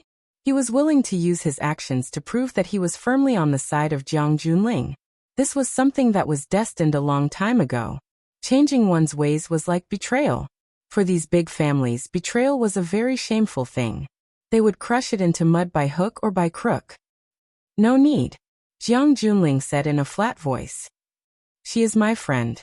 Lu Qingming didn't understand. Since they were friends, why did he send his ace bodyguard, Dragon Master Baosher, to challenge them? Dragon Master Baosher, the king of Xingyi, was a master of internal martial arts. He was known as the most loyal person after Yu Wumu, the founder of Xingyi martial arts. The style of Xingyi martial arts was to fight hard, almost like lightning and thunder. Baosher, was a violent person, and countless masters had died in his hands. Moreover, the losers were either dead or injured, and few people could pick up their skills again. A few years ago, he fought with the nation master Li Zonghao in Yanjing and disappeared miraculously. Everyone thought that Baosher, was defeated by Li Zonghao and had no face to come out again. Unexpectedly, Lu Qingming saw his real body in Huaqing this time, and he lost his identity as a grandmaster of Xingyi martial arts and became a bodyguard of Jiang Junling under the alias Mr. Bao. As if he had seen through Lu Qingming's thoughts, Jiang Junling looked at Fang Yan sharply and said, "He is not." He was not a friend, so he fought with him. Was this the logic of Jiang Junling's behavior? Jiang Junling was arrogant, and Baosher, was even more arrogant. Because of Fang Yan's question that a grandmaster became a dog for others, this became one of the reasons why Baosher, wanted to kill Fang Yan. Baosher looked at Fang Yan coldly and said, "You are so young, but your cultivation is extraordinary. Today, let me have a good taste of your supernatural power. A young hero is bound to be praised by others. What I like to do most is to kill miracles." He clenched his fists and his knuckles cracked. His figure turned into a blur, and the entire spine of his body began to make crackling noises. His eyes were wide open, and his mouth was tightly closed. The two sides of his cheeks were originally dry, but at this moment, they suddenly bulged, like a frog holding its breath. The wrinkles on his forehead were faintly discernible. 2 horizontal lines and 1 vertical line formed a clear, dry character. However, with Fang Yan's eyesight and knowledge, he knew that this character was not the dry character, but the king character. The king character on the tiger's forehead. Fang Yan was shocked. Someone had mastered the supreme realm of Xingyi Quan, the battle of dragons and tigers? His body was like a dragon and his face was like a tiger. If the last horizontal line was added, then Baosher would have the power of a tiger and a dragon. He could rise like the wind, fall like an arrow, split mountains and cut stones, and cut off the heads of thousands of soldiers and horses. A master. This was a real master. Fang Yan felt the danger. It was as if every inch of his skin, every piece of flesh, and every hair on his body was coveted, and he could face a fatal blow at any time. Fang Yan touched the ground with the tip of his left foot, and gently lifted his right foot to draw a circle in the air. Whoosh! Baosher's figure disappeared on the spot, and like a miracle, he appeared in front of Fang Yan at the same time. A dragon soared in the 9 heavens, and a leap of 100,000 miles. Baosher's speed was so fast that it gave people a false impression. His upper body rushed to the front of Fang Yan, but his legs were still standing in the original position. His body was split in half by time and space. Roar! He opened his mouth and roared like a tiger. Boom! He punched at Fang Yan's head. It was a straightforward attack. There was no feint and no disguise. The punch was fierce and powerful. He fought with his life and cheered with his chi. He was going to use the tough style of Xingyi boxing to attack Fang Yan and take his life. Before the punch arrived, it was already powerful enough to hurt. Fang Yan's face was burning with pain, as if someone was slapping him hard in the face. Just the wind of the punch could hurt people. If the punch hit, there was no doubt that Fang Yan's head would be smashed like a watermelon being hit by a hammer. Fang Yan stood on 1 foot. When Baosher's heavy punch came, his toes were shaking, as if he could not stand steadily. Like a willow catkin in the wind, like snow in the wind, like a circle. He handed his body over to Baosher. Swoosh! The heavy punch passed through the side of Fang Yan's face, but Baosher's body fiercely hit Fang Yan's body. Top martial artists could hurt people with flying flowers and leaves, let alone his body that had been tempered 100 times. Fang Yan's feet swayed again, and his body rotated with it. The foot that was raised in the air kept drawing circles. The body was the boat, and the feet were like oars that kept correcting the direction of the boat in the sea. No matter how strong he was, the breeze caressed the hill. No matter how strong he was, The bright moon shone on the river. This was the general principle of Tai Chi, the supreme essence of using soft to defeat hard. Soft Tai Chi, the power of four tails of gold. Whoosh. Bao Shi Er's short body passed through Fang Yan's side, and the two brushed past each other. Roar. He opened his mouth and roared again. Before he could turn around, he had already used his elbow to hit Fang Yan's heart, head, face, and other vital parts. Deflate his chi and borrow his strength. Fang Yan did not dodge this time. His palm was like a knife, cutting toward Bao Shi Er's back as fast as a gust of wind. You've been tricked, Bao Shi shouted coldly, and the killing intent in his eyes skyrocketed. His arm suddenly stretched out and blasted toward Fang Yan's chest at a speed many times faster than before. This was the real speed of a divine dragon, and this was the real power of the Tiger King. The roar of a tiger and the roar of a dragon. It possessed unfathomable speed and unparalleled strength. It could destroy the heavens and extinguish the earth, and it was extremely lethal. Fang Yan's feet landed on the ground, and his body took a step forward. Smack. He slapped Bao Shi Er's face and pressed down on Bao Shi Er's head, who was rushing toward him. Bao Shi Er's violent body stopped instantly, and Bao Shi Er's fists couldn't reach him no matter how hard he tried. Because he was short, his arms were naturally not as slender as Fang Yan's arms. Fang Yan could press down on his face, but he couldn't dig out Fang Yan's heart. It was like a giant pressing down on a dwarf's head, and the dwarf's punches and kicks couldn't touch the giant's skin. Bao Shi punched, and Fang Yan punched him in the arm. Bao Shi kicked, and Fang Yan kicked him in the joint. As soon as he made a move, Fang Yan blocked all his ways out. Thus, a hilarious scene unfolded before everyone's eyes. The Xingyi master Bao Shi Er's face was squeezed into a bun by Fang Yan for a while, and then his face was squeezed into a dumpling by Fang Yan. Then he was twisted into Garfield, Mickey Mouse, and Little Frog by Fang Yan. Fang Yan's fingers kept flicking as he looked at Bao Shi and asked, "Do your parents know that you're so cute?" Chapter 226. When the emperor was angry, corpses would be everywhere. When a grandmaster was angry, he would howl like a wolf and cry like a ghost. Bao Shi was really annoyed by Fang Yan's words. You can say that I have the demeanor of an expert. You can say that I have an extraordinary temperament. You can say that I am heroic, elegant, romantic, and beautiful like a fairy. You can say that I have a more masculine personality, and I can barely accept it. But what do you mean by saying that I am cute? I am a grandmaster, the king of Xingyi. Isn't it insulting to say that I am cute? Roar. With a roar, Bao Shi Er's head slammed toward Fang Yan. He clenched his fists and punched at Fang Yan's arm that was pressing his head at the same time. Whoosh. Fang Yan stopped and attacked again. His arm was still pressed on Bao Shi Er's head, so that Bao Shi could not hit him. However, Bao Shi Er's fists instantly missed. Again missed. Again missed. No matter how Bao Shi attacked, Fang Yan was able to dodge in advance, and his big hand pressed on Bao Shi's face like a shadow. It was as if Bao Shi had been sucked in. If I don't let go of the Tai Chi sticking formula, no one can save me. Bao Shi looked up at Fang Yan, his face purple and his eyes wide open. What kind of hero is that? Do you dare to exchange 3 punches with me fair and square? What kind of hero is he to be evasive? Fang Yan thought about it seriously. Heroes have always been evasive when they fought with me. Slap. Fang Yan slapped Bao Shi in the face. Slap. Fang Yan slapped Bao Shi in the face again. Slap. Fang Yan slapped Bao Shi in the face for the 3rd time. After the 3 slaps, Fang Yan took 2 steps back, looked at Bao Shi and said, "I dare to slap you 3 times. Tai Chi is about conquering strength with softness. What do you mean by asking me to punch you? You wouldn't have agreed if I had asked you to compete with me in tongue twisters when you were beating people up just now, right?" What Fang Yan hated the most was this kind of self-righteous idiot.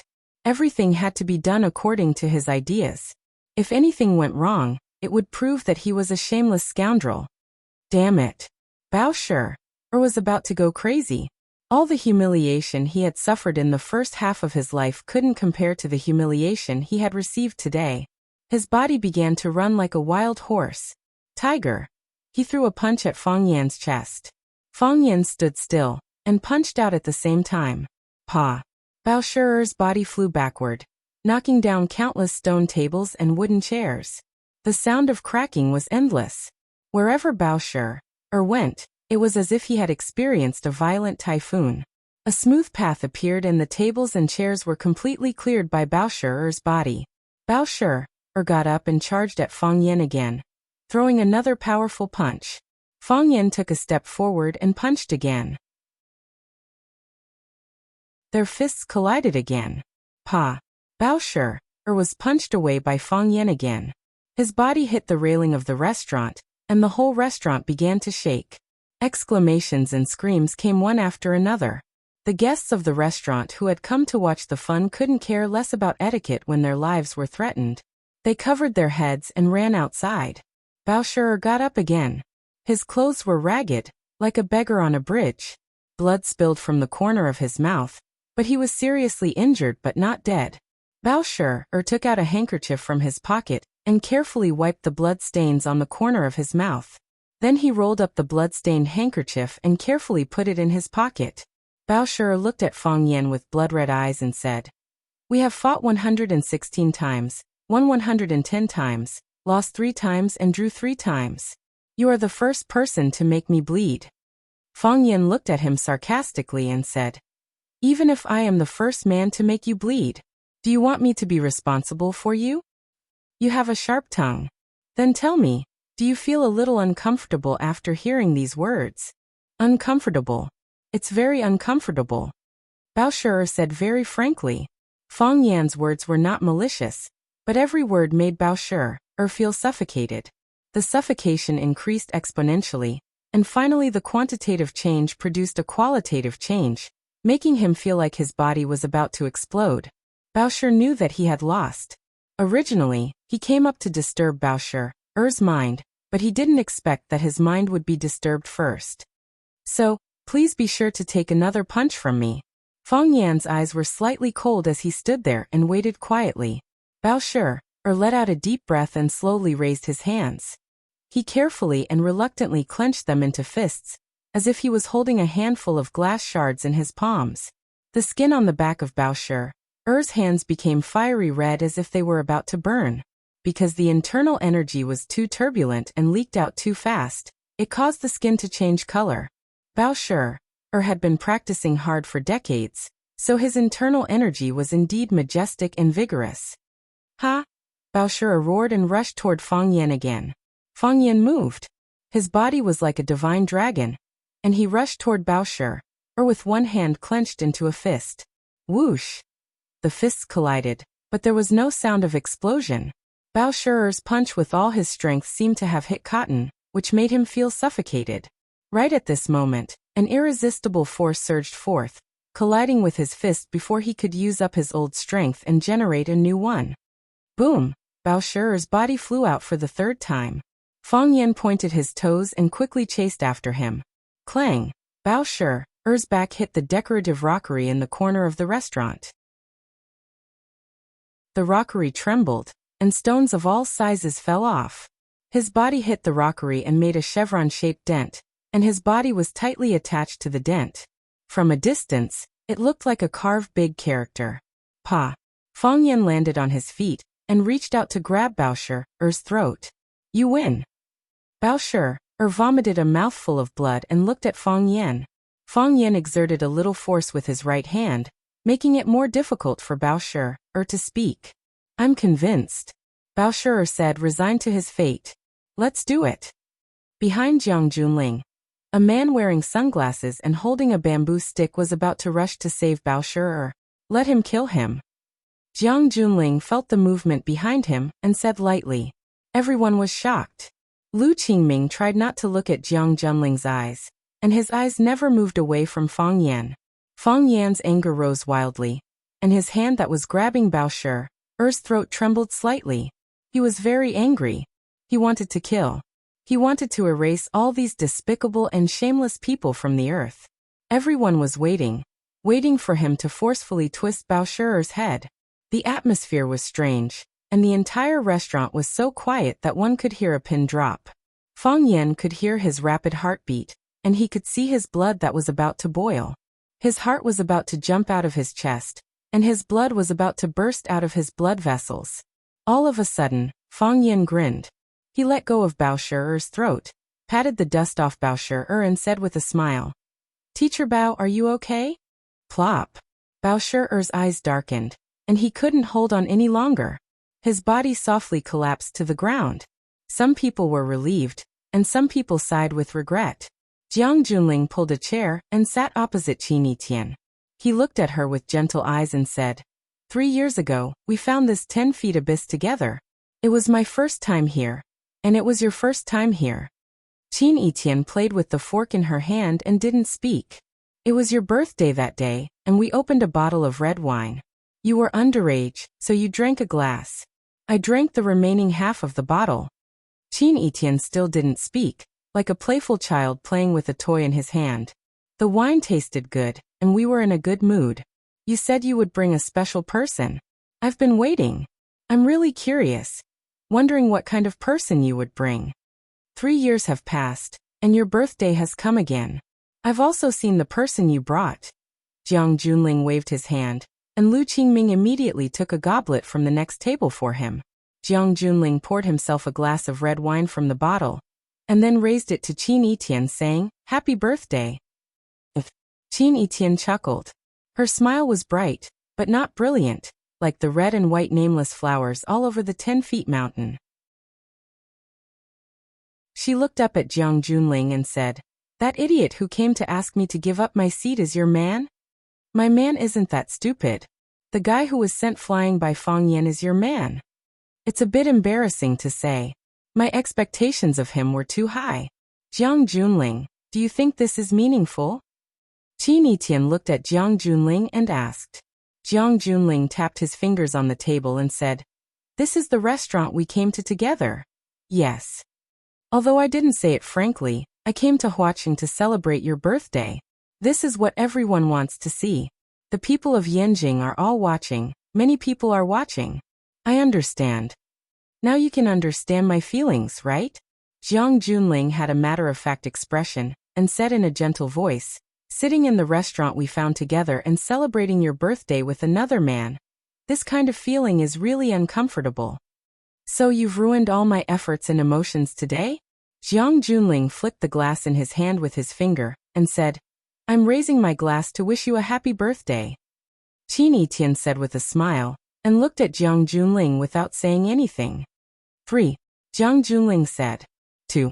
Jiang Junling said aloud. "What are you counting?" Qin Yitian asked. As she spoke, she had already raised her fork, and was going to stab Jiang Junling's eyes. Clang! Jiang Junling raised his arm, and just happened to use the glass in his hand to block Qin Yitian's stabbing fork. Jiang Junling looked at Qin Yitian and said, "I'm counting the time you stab me. Sometimes I really hope I'm wrong. Then I won't be so sad." Chapter 227. The fork was pressed against the glass, unable to move an inch. Presumably, the stingy Jiang Junling didn't want to be stabbed, so Qin Yitian didn't force him. He tapped the glass in Jiang Junling's hand with the sharp teeth of the fork, like a child playing house, and said, "You really know me."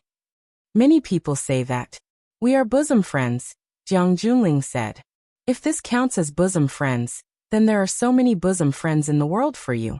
Isn't it tiring to use mathematics and logical reasoning to guess people's minds? What about you?" Jiang Junling looked at Qin Yitian calmly. "Words and deeds? Manners? If a person wants to understand another person, he has to look at the person's appearance, listen to the person's words, and observe the person's behavior. A decent appearance doesn't mean a decent person, but a fair way of doing things must be full of justice."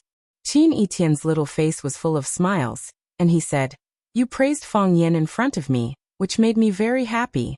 Jiang Junling, in fact, you are very good at making girls happy. Yes, that's it. Praise the person she likes the most, and the thing she cares about the most."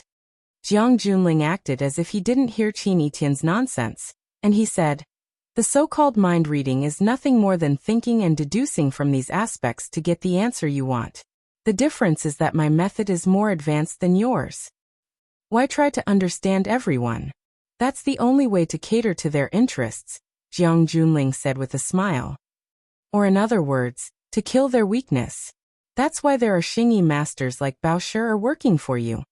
The sparring is over, and the dust has settled.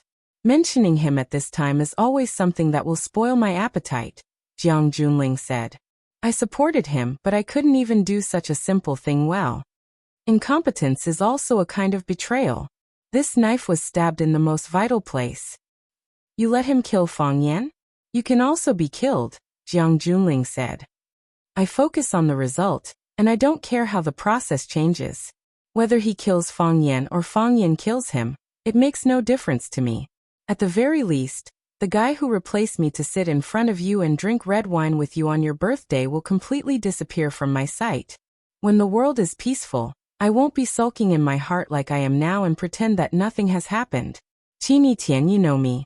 You know how much I hate to hide. The world is too hypocritical. Wouldn't it be better to have more truth? Jiang Junling, you are frightening, Qin Tian said. Selfish, indifferent and narrow-minded, treating human life like grass. You don't care for flowers and plants. You have no sunshine in your heart. Being with someone like you is like living in a dark and damp room filled with cockroaches and mold. It gives me goosebumps all over my body and makes me want to run away every second. Qin Etian looked at the General Ling with sincerity in her eyes. We've known each other for so many years. I'd advise you to change this habit of yours. Think about it, if you were to marry someone else, that woman would want to run out and make you a cuckold, wouldn't she? What if that woman is you? Jiang Junling asked. I will too, Qin Etian said with absolute certainty and straightforwardness. Of course I will. Most women don't dare. Even if they want to do it, they can't do it. Because if they dare to do it, her parents, siblings, and the people closest to her will be buried with her stupidity. Jiang Junling smiled gently, as if he was talking about something that had nothing to do with him. Of course, she will still be alive and well, living in my love. Everyone thinks that we should be the model of a loving husband and wife. Jiang Junling gently took a sip of the fully fermented red wine in the glass and said, Don't all the big shots that you know I know, and we know all do the same? Love. This kind of thing must be quite ridiculous in their eyes, right? Li Shimin killed his brother, son, and daughter and still achieved the hegemony of an eternal emperor. So for men, it's good to see first, and then look at character. A king without character is always better than 10,000 hoodlums with character, isn't it? From a woman's point of view, she naturally wants a hoodlum with character, not a king without character. Qin Etian retorted. Jiang Junling laughed and said, Qin Etian, why do you lie to yourself? You're not saying this from a woman's point of view. You're saying this from your own point of view. You don't have to worry about food and clothing, and you're rich enough to rival a country, so you're still longing for that non-existent love. But for most women in the world, if they want to be free of food and clothing, if they want to be rich enough to rival a country, then there's only one way for them to go, to marry a king. Whether that king is a wise ruler or Zhou of Shang or Sui Yang. Why would they care about this? If you want to wear the crown, you must bear its weight. As long as you can wear the crown, who cares about that insignificant weight? Qin Etian thought about it, and really couldn't refute Jiang Junling's words. I'd rather sit in a BMW and cry than sit on the back of a bicycle and laugh. This sentence had become the standard and value of life for most women, and any refutation was weak and powerless. Jiang Junling looked at Qin Etian and said, You see, I'm not an exception. I'm just the same as them. My father treats my mother differently. Qin Etian finally found a breakthrough point. If a man can't give a woman happiness, then why doesn't the woman find a dog? Jiang Junling looked at Qin Etian and said, Are we discussing such a boring topic as what kind of man is a good husband? Of course not, Qin Etian said.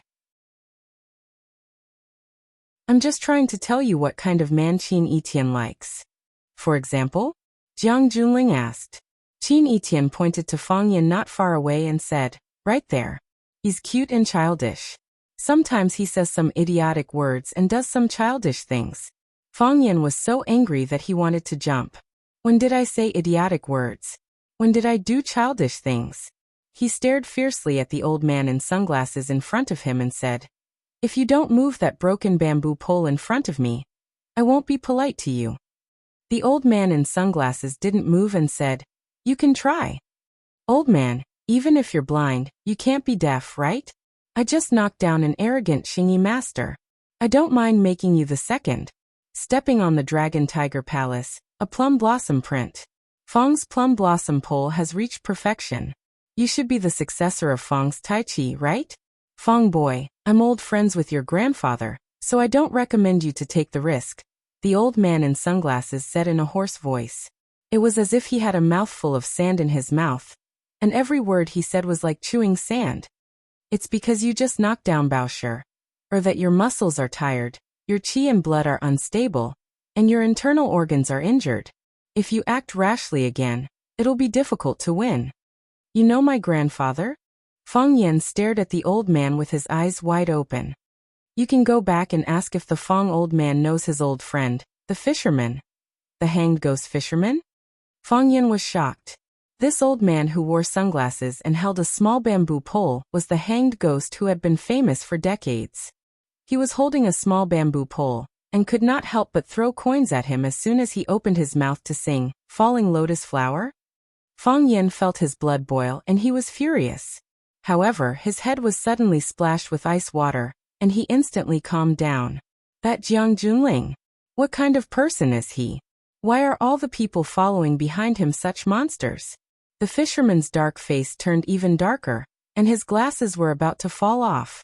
He snorted and said, "Fang boy, do you think you can call me hanged ghost?" I'm sorry. Fang Yan quickly apologized and said, "Grandpa Fisherman, since you're my grandfather's good friend, according to seniority, you're my grandfather. You have eyes, but you don't know your grandfather. You deserve to die. However, no matter how I die, I can't be bullied to death. Grandpa Fisherman, am I right?" Fang Yan pointed at Jiang Junling who was sitting on the table and said, "That boy has bullied me time and time again. Let's work together and kill him. What do you think? As long as you're on my side, the others behind him won't be a match for us." "Grandpa Fisherman, what's wrong? You look very agitated. Does this mean you're agreeing?" The fisherman's hand that was holding the small bamboo pole was trembling slightly. This was an extremely rare sight for a peerless expert. He resisted the urge to beat Fang Yan to death and said, "Boy, if you don't want me to hang you to death now, then shut your mouth." Fang Yan was furious and scolded loudly, "You old man, you just said that you're my grandfather's old friend of many years. My grandfather is known as Meng Chang of the Fang family. He's a hero of his generation, and has friends all over the world. How can he have such a heartless and shameless friend like you? I'm not borrowing money from you, and I'm not marrying your granddaughter. I just want you to work together with me to beat up a bastard. You're not even willing to help with such a small matter? In the martial world, righteousness is the most important thing. You're acting like a tiger and bullying a friend's descendant. You must have forgotten how to write the word, righteousness, right? I'm a language teacher. If you don't know how to write it, then I'll tell you right now. When two people cross each other, the point in the middle is the heart. Touch it. Where's your heart? Where's your heart?" The fisherman's hand trembled even more and he said, "Don't speak, please don't speak again."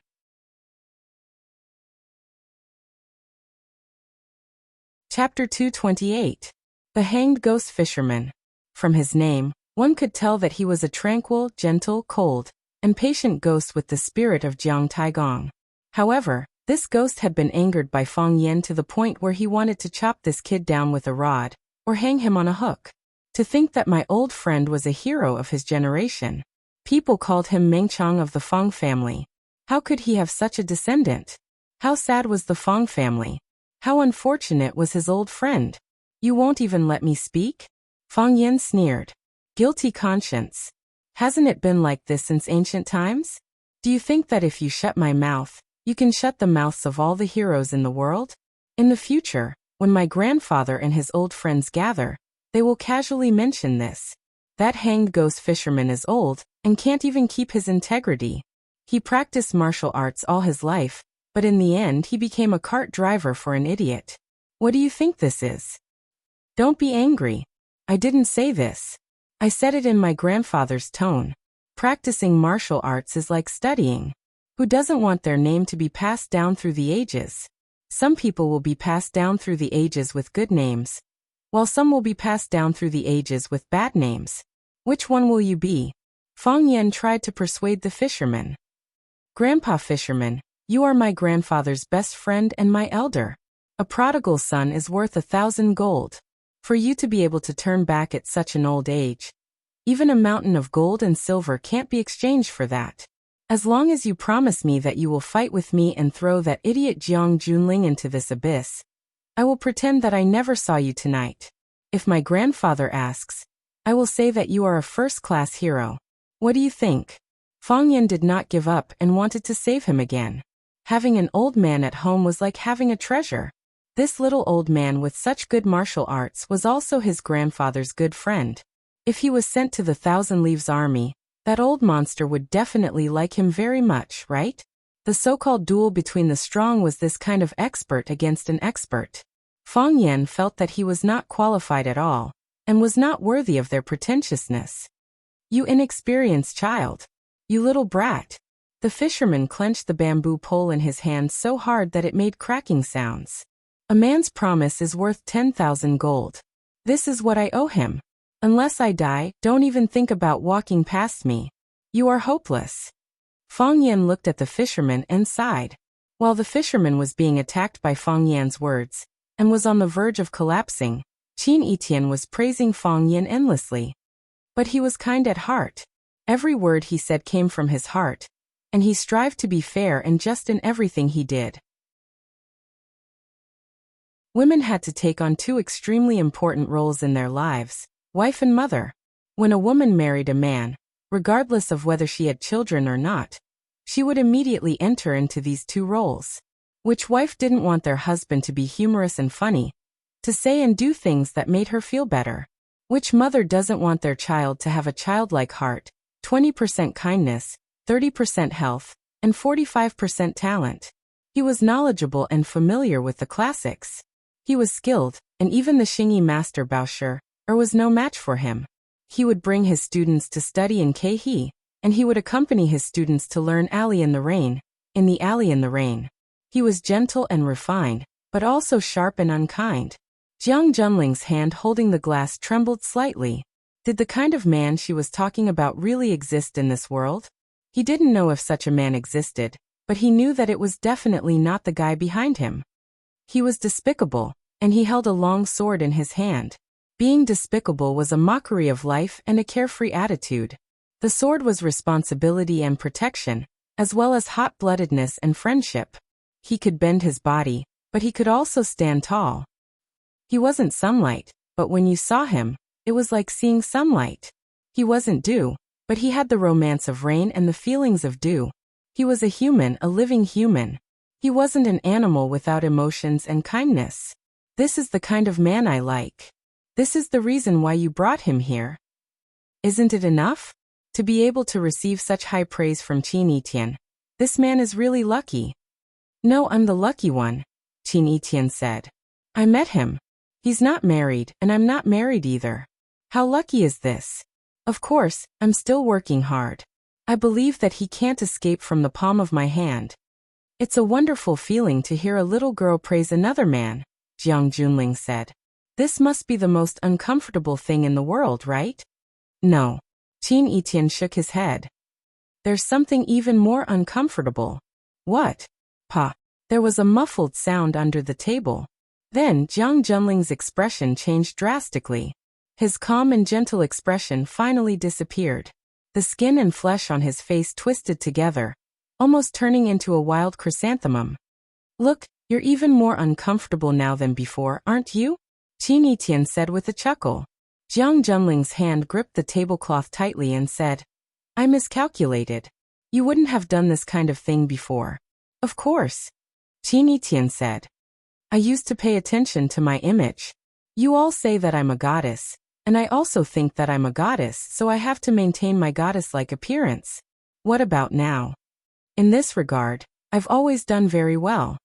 Qin Etian said with a smile. It's just that gods can also be angry. It wasn't easy for me to trick my male god to accompany me for a meal, a glass of wine, and a chat while watching the sunset. In the end, you sent a bully to provoke me and sent a lackey to kill me. You ruined everything. I really want to slap you 100 or 200 times. No one has ever hit me. You're the first. Jiang Junling said. I've hit 80 idiots, if not 100. So I don't think this is something to be proud of. Seeing that Jiang Junling's expression was not right, Lu Qingming and others quickly rushed over. Are you okay, young master? Lu Qingming asked with concern. Some people wanted to rush toward Qin Yitian, but Jiang Junling stopped them. I look forward to seeing you next time, Jiang Junling said. He pushed the chair away and stood up. Surrounded by a group of people, he walked toward the parking lot of the 10 Feet Abyss Hotel. However, his legs were tightly clamped, and his walking posture was a bit weird. Lu Qingming helped to open the car door, while Jiang Junling sat in the back without saying a word. Lu Qingming thought about it, and took the initiative to sit in the front passenger seat of the car.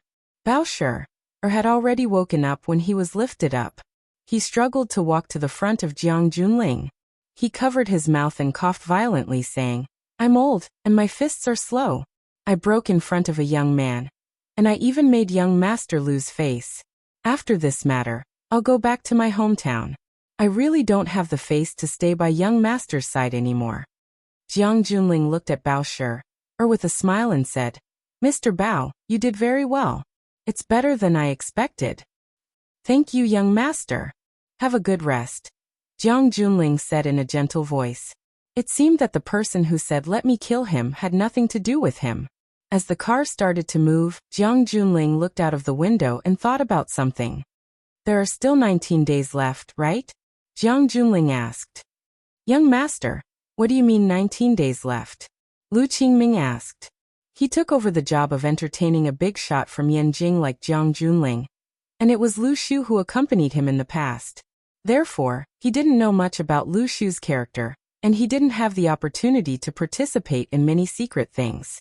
For the past few days he had been watching and learning. However, he didn't know how to answer Jiang Junling's inexplicable question.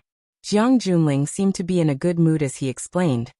Known as the Light of the North, the #1 swordsman in Japan, Chiba Bin, has issued a challenge to Fang Yan. There are 19 days left until the day of their duel. Lu Qingming's eyes lit up. So young master wants Mr. Bao to challenge Fang Yan, messing up his state of mind, exhausting his body, hurting his internal organs. Mr. Bao has already buried a bomb in his body. When Fang Yan and Chiba Bin fight for their lives, this bomb will suddenly explode.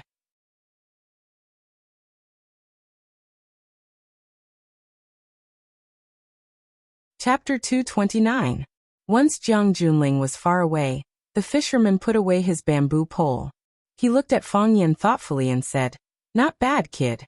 You're not as inflexible as your grandfather. You're as inflexible as my grandfather.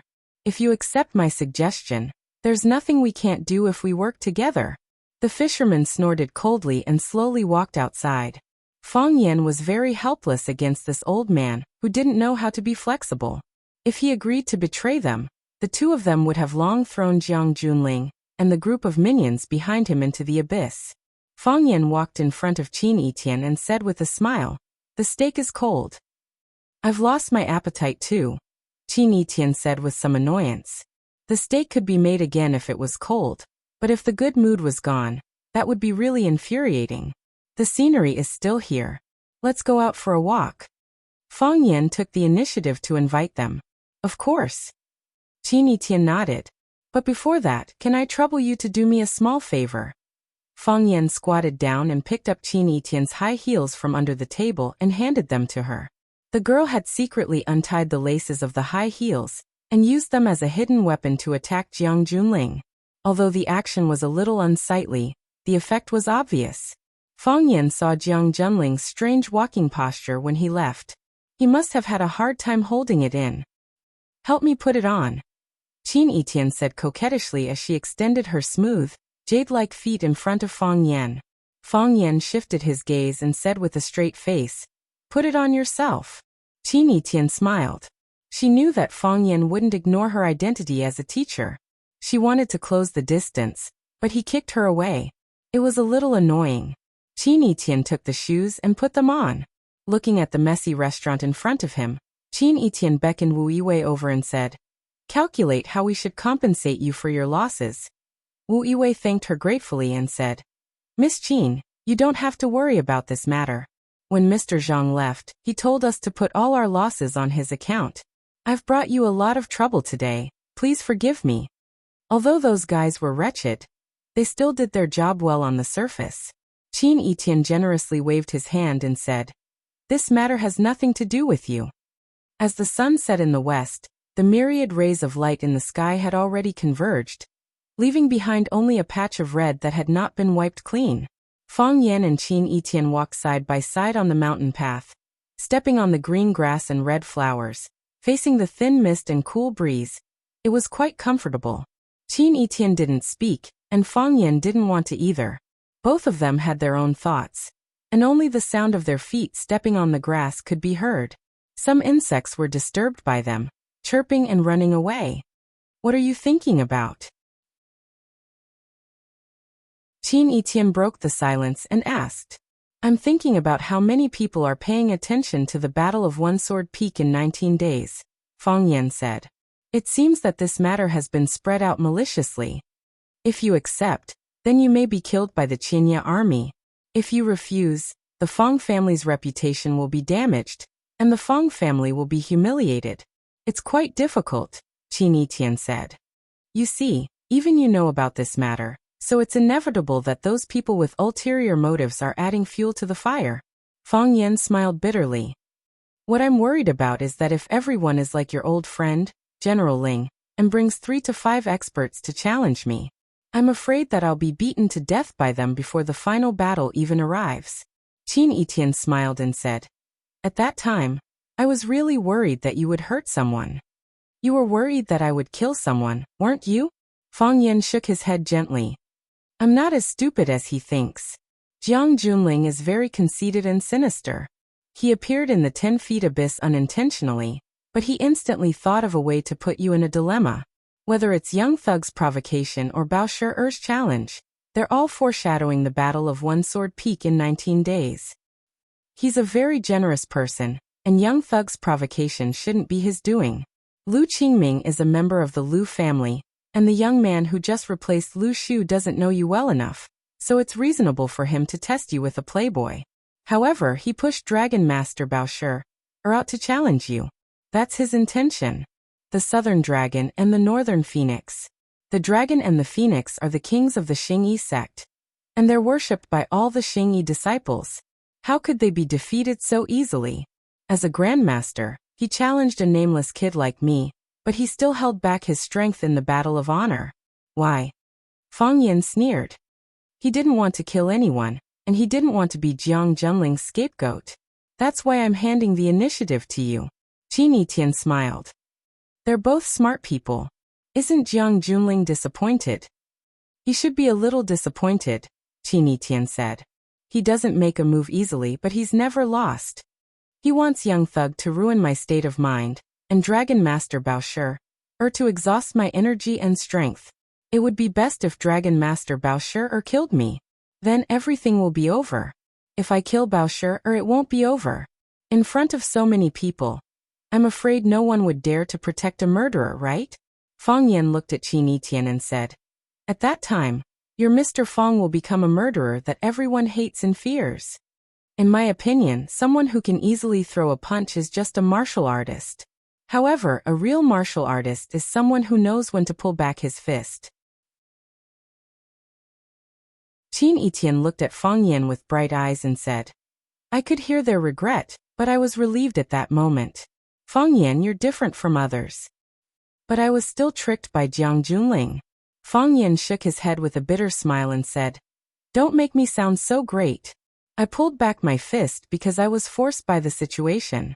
After I defeated Bao Shi'er, Jiang Junling immediately restrained himself. He didn't let the fisherman fight because he was worried that if the fisherman couldn't defeat me, it wouldn't be easy for him to leave the 10 feet abyss. He would have to suffer some humiliation." "What about you?" Qin Etienne asked with interest. "The fisherman blocked your way, but you didn't attack him. This is not like you. Do you think you can't win? Who knows if I can win before fighting? Fang Yan sighed softly. Jiang Junling has a strong army. After defeating Bao Shi, there will be a hanged ghost fisherman. After defeating the hanged ghost fisherman, does he have no other good cards? He can keep changing cards, but I only have one card in my hand. If I lose, I won't have a chance to start again. So, I have to be careful. I'm not a loser, but I'm just a teacher. I can't compare to those rich young masters who have hundreds of millions of dollars in their hands. But he returned in defeat. I'm also holding my breath, Fang Yan said. So you're saying that you're evenly matched this time? No, he won, Fang Yan said. Tai Chi is all about calmness. It's hard to have the heart of Tai Chi if the heart is not calm. It's hard to enter the state of Tai Chi if your Chi is not in harmony. After being tormented by him like that, how could I maintain my calm state? What's the most important thing to me right now? It's the Battle of Single Sword Peak in 19 days. I know it and he knows it too. So he brought me so much trouble with just a wave of his hand. I'm exhausted from dealing with it, and I have to find a way to calm my heart and Chi. Say, why is that bastard so annoying? Qin Etian felt guilty. I'm the one who dragged you down. If he hadn't dragged Fang Yan to the 10-feet abyss for a meal, he wouldn't have met Jiang Junling. If he hadn't met Jiang Junling, so many things wouldn't have happened and destroyed Fang Yan's inner peace. Fang Yan shook his head. How does Jiang Junling treat you? On the surface he's close but deep down he's distant, Qin Etian said. Perhaps he is estranged from everyone. Do you think that Jiang Junling attacked me because of you? Qin Etian looked puzzled. He looked at Fang Yan and asked, is there any other reason? I don't understand. Fang Yan shook his head and sighed.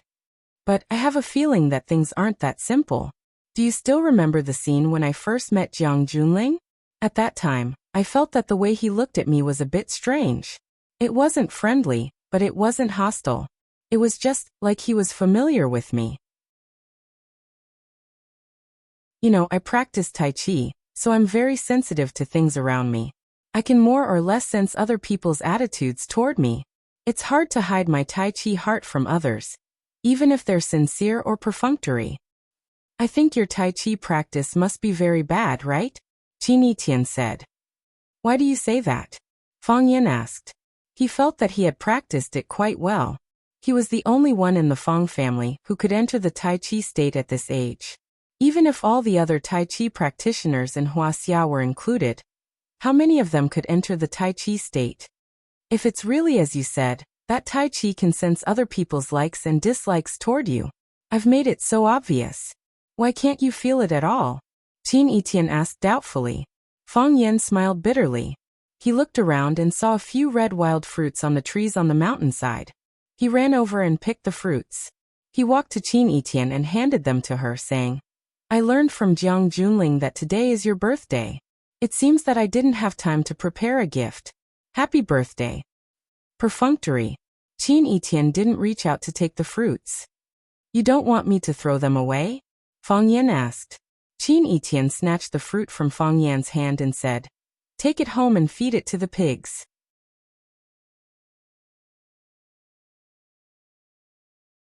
Chapter 230. Of course, those wild fruits were not taken by Qin Etian to feed to the pigs. Moreover, her family did not raise pigs. This fruit, which was called wild plum by Fang Yan, was washed with spring water, and with a crunch sound, he took a big bite and chewed it in his mouth. A sour and astringent juice immediately flowed into his mouth, and then spread to his internal organs.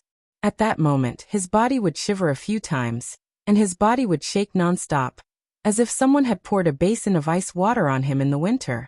When he gradually got used to this taste, his mouth would also regain its feeling. The sourness was still the same, but there was a faint sweetness, which made people feel refreshed. On a big stone, Fang Yan and Qin Etian were eating this wild fruit. This kind of wild plum should be eaten with steak. Fang Yan said, if I knew this, I would have listened to them and bought a piece of steak here, and picked a few wild plums and washed them. A mouthful of greasy beef, and then a bite of this sour wild fruit. The taste must be very good. It's a pity that I didn't know there was such a treasure land, and such a celestial fruit in the world. Qin Etian swallowed the flesh in his mouth, looked at Fang Yan and said, "Even if you knew there was such a treasure land, and such celestial fruit in the world, if someone asked you to pack it and give up your seat, you would not pack it and give up your seat. Fang Yan, you are very arrogant." "More arrogant than you? More arrogant than me." Fang Yan smiled and said, "Qin Etian, I know you are smart, so I can't tell you to study hard and not waste time. I know you are rich, so I can't tell you to work hard for your future and future. To be honest, I am under a lot of pressure as your teacher, because I found that I really have nothing to teach you. What I have, you have. What I don't have, you also have. A student is so much better than a teacher. This is a disaster for a teacher. Although I am not your teacher in reality, I am your teacher in name. So, you have to respect me, and I will love you. Teachers and students should be like this, and only like this. Do you understand what I mean?" Fang Yan shook his head with a smile and said, "You are so smart, you will definitely understand." Fang Yan felt that there were some things that he should make clear to Qin Etian. Even if she was not a qualified teacher, Qin Etian was not an ordinary student. However, a teacher was a teacher and a student was a student. From his standpoint, he would choose to keep a distance from these students. It was for this purpose that he agreed to accompany Qin Etian for dinner. Qin Etian stopped chewing. He threw the half-eaten wild plum into the canyon and walked to the stream to wash his hands. She squatted beside the pool and looked at Fang Yan, who was not far away. She asked, "Fang Yan, do you think I will listen to you?" Fang Yan was stunned. He thought about it and answered honestly, "No." "Correct answer," Qin Etian said. Fang Yan felt very helpless. All the words he had said just now were all for nothing. "Fang Yan, you have your excuses to run away. I have my reasons to persist." Qin Etian easily resolved the dilemma that Fang Yan had put out. She had drawn a clear line between them and each other. In her eyes, this was not a big deal. "I know that my birthday is the most important day in a girl's eyes. Dragging you out to eat and chat has brought you a lot of pressure. You are worried that you will be attacked and criticized when the matter is exposed. You are afraid of the rumors of the world. You want to maintain your current state of mind and live a comfortable life. I can understand all of this. I don't want others to celebrate my birthday with me because I don't like the false flattery and the illusory luxury. I am tired when others are tired. Why make things difficult for others and myself? I don't want to celebrate my birthday alone. Although this day is no different from other days, I still hope that it can be a little different. I don't have any friends in Huacheng. You are the first person I thought of. I didn't tell you that today is my birthday because I don't want you to think about the age gap between us. I don't need you to give me a gift. You coming to celebrate my birthday with me is already the best gift. Saying so much is really affecting my goddess image. But I want to tell you that I am happy and I have no regrets. Please enjoy it." The next sentence made Fang Yan jump in anger. He wanted to jump off the big rock he was sitting on and die. Qin Etian glanced at Fang Yan lightly and said, "Because objection is invalid." This was Qin Etian. No one could change what she had decided. You could say that she was stubborn, unruly, or even that she didn't know how to love herself and didn't care about others' feelings. But she was Qin Etian. She had countless strengths, but she also had many weaknesses. Others called her a goddess, but she would smile when she was happy and throw things when she was angry. She was a living little girl who looked forward to some changes and longed for some romance. Love or not, it was all up to fate. Suddenly, Fang Yan's scalp tightened. His body suddenly pounced towards Qin Etian, who was standing by the stream not far away, like a goshawk hunting a rabbit. Qin Etian was shocked. Just a few words. Why was he so angry? Plop. Fang Yan hugged Qin Etian, and the two of them fell into the stream. Boom! A black bird flying above Qin Etian's head suddenly exploded where he was standing. There was a rumbling sound and flames were everywhere. What was more terrifying was that the black bird's body exploded. Balls of green liquid splattered everywhere. Anything that came into contact with the green liquid was immediately burned into black charcoal.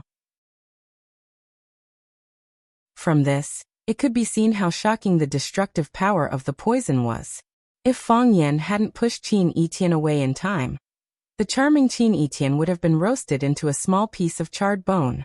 Fang Yan and Qin Yitian's bodies sank to the bottom of the stream. A few seconds after the explosion sounded, they floated up from the water. After looking around and finding no danger, he pulled Qin Yitian up from the bottom of the water. Qin Yitian was pushed into the stream by Fang Yan without any defense. Moreover, his back was facing the ground. His mouth and nose were continuously swallowed several mouthfuls of water. After being pulled up, he began to cough violently. The clothes on her body were wet, and it was even more crowded around her exquisite body. There were also a few parts of her body exposed. Fang Yan quickly looked away. He took off his coat, unscrewed the water inside, and draped it over Qin Yitian's shoulders. He looked at the blackened grass and stones, and then at the few balls of green liquid floating on the water. He couldn't help but feel a little scared. If the liquid had passed through the water and dripped onto the two of them, wouldn't the consequences be disastrous? They should have a backup plan, Fang Yan said. He grabbed Qin Yitian's arm and said, "Let's go back to the Zhangyuan restaurant." The nearest building was the Zhangyuan restaurant. There were many people there, and presumably, the killers wouldn't dare to be too unscrupulous. If they wanted to run down the mountain, it would create more space and opportunities for the killers to attack. Qin Yitian didn't panic, nor did she resist. Her eyes were just able to open. She just quickly ran to the foot of the hill under Fang Yan's lead. Crack! A crisp sound was heard. Qin Yitian frowned slightly and said, "The heel broke." In order to have a romantic birthday and to make Fang Yan feel stunned at first sight, she wore a beautiful dress with high heels. Now that the heel of the high heels was stuck in a crack in the stone, it was naturally difficult for her to run. Fang Yan didn't have time to help her change her shoes and rub her feet. He quickly turned around, carried Qin Yitian by the waist, and rushed to the foot of the mountain with his low body. If he were alone, he would have 10,000 ways to solve the problem. However, he had Qin Yitian in his arms, so there was only one way to solve the problem: escape. Bang! A big stone on his left was smashed, and a fist-sized stone was blasted away. Sniper! There was a sniper! Fang Yan didn't dare to be careless, nor did he dare to take a straight path. His body swayed left and right, and his route was drunk and sweaty, but he ran as fast as a rabbit. Bang! Another stone was blasted away where Fang Yan had just landed. Fang Yan didn't have a rhythm when he ran, but the sniper had a very good sense of rhythm. He didn't rush, and every shot could bring great pressure to Fang Yan. Fang Yan didn't dare to run anymore, but found a stone forest to hide. Don't compete with the sniper's rhythm, let alone compete with their speed. If your rhythm was controlled by them, only death awaited you. Fang Yan stopped, and the sniper stopped firing. Fang Yan couldn't see the sniper's position and movement, but Fang Yan knew that the sniper must have a panoramic view of their every move through the scope. The sniper was high up, and they were low down. They had sniper rifles, and Fang Yan only had Qin Yitian. This was an unfair war. Qin Yitian's body leaned against the big stone, and Fang Yan used his body to block in front of her. This had nothing to do with love but morality. He was a teacher at Rosefinch High School, and Qin Yitian was his student. Even if it was a bad student like Zheng Guodong, Fang Yan was willing to carry him up from the mountainside with ropes on his back, and Qin Yitian was no exception. It was natural for a teacher to protect his students, unless he died, or someone else couldn't touch his students. No matter what the purpose of those people was, and in what name. Qin Yitian breathed like orchids, and stared at Fang Yan's thin-side face with burning eyes. "What are you looking at?" Fang Yan asked. He was very uncomfortable by the girl's bold eyes. While his whole body was alert, he couldn't help but ask. "You are a hero, and I am a beauty. Even if we die today, others will say that we are a match made in heaven," Qin Yitian said with a smile. "I want to hear others praise me like that."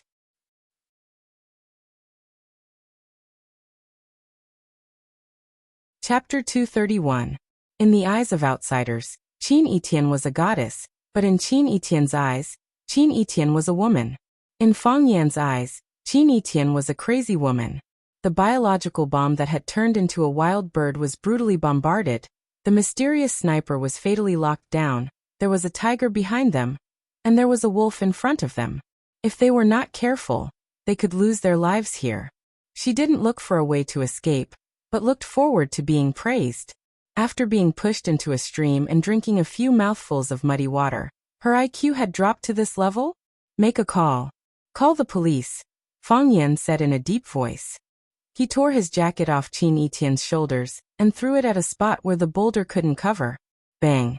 Before the coat could fall to the ground, it was pierced by a bullet. What was even more frightening was that the force of the bullet was too great. His drenched clothes were like a jumping rabbit, as he was sent flying a few steps away by the bullet before falling to the ground with a thud. They were still locked down by the sniper rifle. The sniper didn't move casually. He was still in his original position, patiently waiting for his prey to jump out. In other words, the slightest carelessness could lead to a headshot. After confirming that the sniper didn't move, Fang Yan was relieved. Although a sniper rifle was powerful, it was a long-range attack weapon. If he hid behind the big rock and didn't show his head, could his sniper rifle penetrate the big rock that was taller than a person? One side was the victim, and the other side was the attacker. The longer it took, the more advantageous it would be for Fang Yan and the others. Those guys were all vampires hiding in dark corners. Although they were extremely dangerous, they couldn't see the light of day. Qin Etienne didn't call the police. He looked at Fang Yan and said, "My bag is still on the top of the mountain. Where can I call the police with my phone?" Qin Etienne loved to see Fang Yan's tense expression, his eyes sharp, and his side profile alert. It was said that men who worked hard were the sexiest. Qin Etienne felt that men who showed their brave, strong, and responsible side in life and death situations were the most fatal charm to women. Even in such a difficult environment, Qin Etienne did not feel much danger, because Fang Yan gave her an extraordinary sense of security. Which woman doesn't lack a sense of security, even if she was a goddess? Athena still had Saint Seiya behind her. She believed that Fang Yan would be able to solve these problems. They were like chickens and dogs that could not withstand a single blow. Only now did Fang Yan remember that when he and Qin Etienne were sitting on a big rock at the top of the mountain and eating wild plums, Qin Etienne's handbag was placed on the grass. Later, Qin Etienne walked to the stream to wash his hands, and then he pushed her into the water. After he scooped her up, he immediately ran down the mountain. How could he care about her handbag? Fang Yan reached into his trouser pocket, and his cell phone was gone. Obviously, when he pushed Qin Etienne into the stream, the cell phone had sunk to the bottom of the water. Without a cell phone and communication device, he could only wait for outside rescue. Fang Yan did not look at Qin Etienne's face. Now he had more important things to do. He said, "Where is your bodyguard? The little old man who often comes to pick you up in a luxury car. I can see that he is a master." "He didn't follow me out," Qin Etienne said. "As long as he is with you, he will automatically avoid you. He also thinks that you are good at martial arts and that you can protect me." What a beautiful misunderstanding. Fang Yan smiled bitterly. If he had a bodyguard like the little old man, he would take him wherever he went. Tall, thin, elegant, and good at martial arts, such a guy could only open the car door for you. Could he be compared with those guys who drove Ferrari sports cars? No matter which bar or which barbecue stall he went to, he could be an invincible existence. Why was Jiang Junling so arrogant? Wasn't it because he had several such little old men as bodyguards? Otherwise, Fang Yan would have already beaten him to the point that even his mother couldn't recognize him. He is an old man in my family. He watched me grow up. I have worked hard to pursue a man, and I haven't succeeded yet. He couldn't bear to see it anymore, so as long as I am with you, he won't appear by my side. Even he knows about the matter between you and me? Fang Yan had a feeling that he wanted to vomit blood. A student likes his teacher. His parents will soon come to the door, right? You know that I am a person who doesn't like to lie, Qin Etienne said. This is not a shameful thing. Could it be that your parents also know about it? Fang Yan asked cautiously. Even though he had done everything in the right way and thought that nothing had ever happened between him and Qin Etienne, he still couldn't believe it.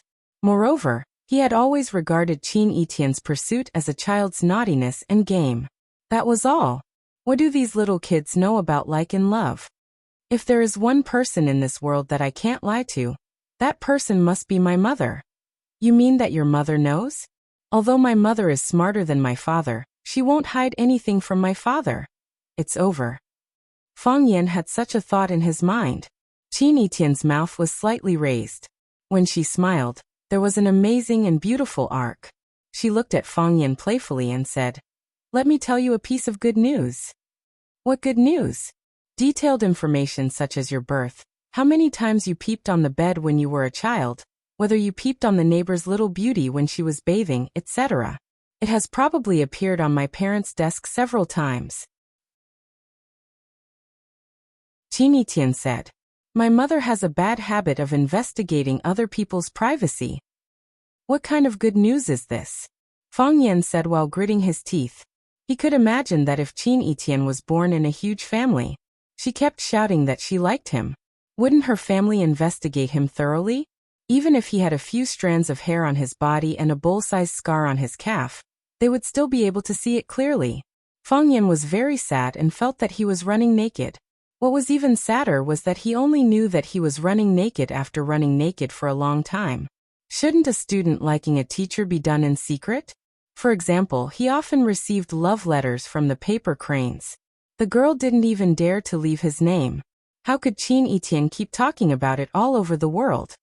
They know of your existence, but they never say anything to stop it. Qin Yitian looked at Fang Yan's worried look and said, "Isn't this good news?" "You mean your parents don't object to us being together?" Although Fang Yan felt that it was strange to ask such a question, he had to say that he was still a little happy in his heart. Think about it. A girl like Qin Yitian, her parents must be quite excellent humans. Being appreciated and accepted by such excellent people.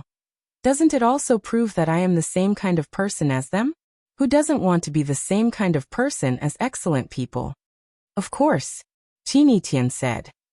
There is another possibility. What possibility? They don't put you in their eyes at all. Qin Yitian said. Fang Yan covered his chest with one hand. He felt that there must be a hole made by a sniper bullet. Otherwise, how could he feel the burning pain? Very quickly, he remembered that if the bullet had really pierced through his chest, he would already be in Qin Yitian's arms saying his last words to her. "Don't ever like me again in your next life. I just want to be a quiet, beautiful man." But Qin Yitian's eyes lit up. Then he closed his eyes and died a natural and unrestrained death. What's the matter with the burning pain? Some people are called bitches because they run when you chase them. When Fang Yan heard that Qin Yitian's parents knew of his existence, he was a little angry in his heart.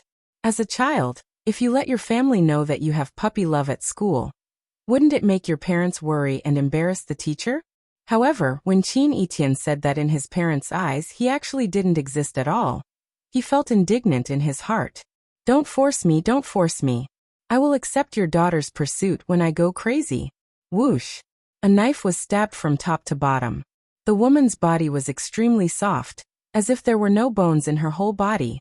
She appeared behind the big rock that Fang Yan and the others were leaning against, and then jumped high over the huge rock that was taller than a person. She held a triangular thorn in her hands, and stabbed it from top to bottom towards the top of Fang Yan's head. If she stabbed him, Fang Yan would become the world's first human sausage. He would be roasted on the charcoal fire, and then he would tear off his arm and eat it with soy sauce and garlic. Fang Yan couldn't move. He sat there like an old monk in meditation. He couldn't rush up to meet the enemy, and he couldn't roll forward to easily avoid this killer move. Because when the woman above his head stabbed him with the knife, there was a man in black on the left running towards Qin Yitian. He couldn't let himself get hurt, and he couldn't let Qin Yitian get hurt. This was the responsibility of a teacher. Whoosh whoosh whoosh. This was the sound made by the friction between the body and the air. The woman above his head was faster, and the triangular thorn in her hand fell even faster. 3 feet, 2 feet, 1 foot.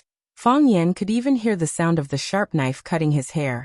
And the sharp tip of the thin weapon was about to be inserted into his scalp. It was a close call. Whoosh.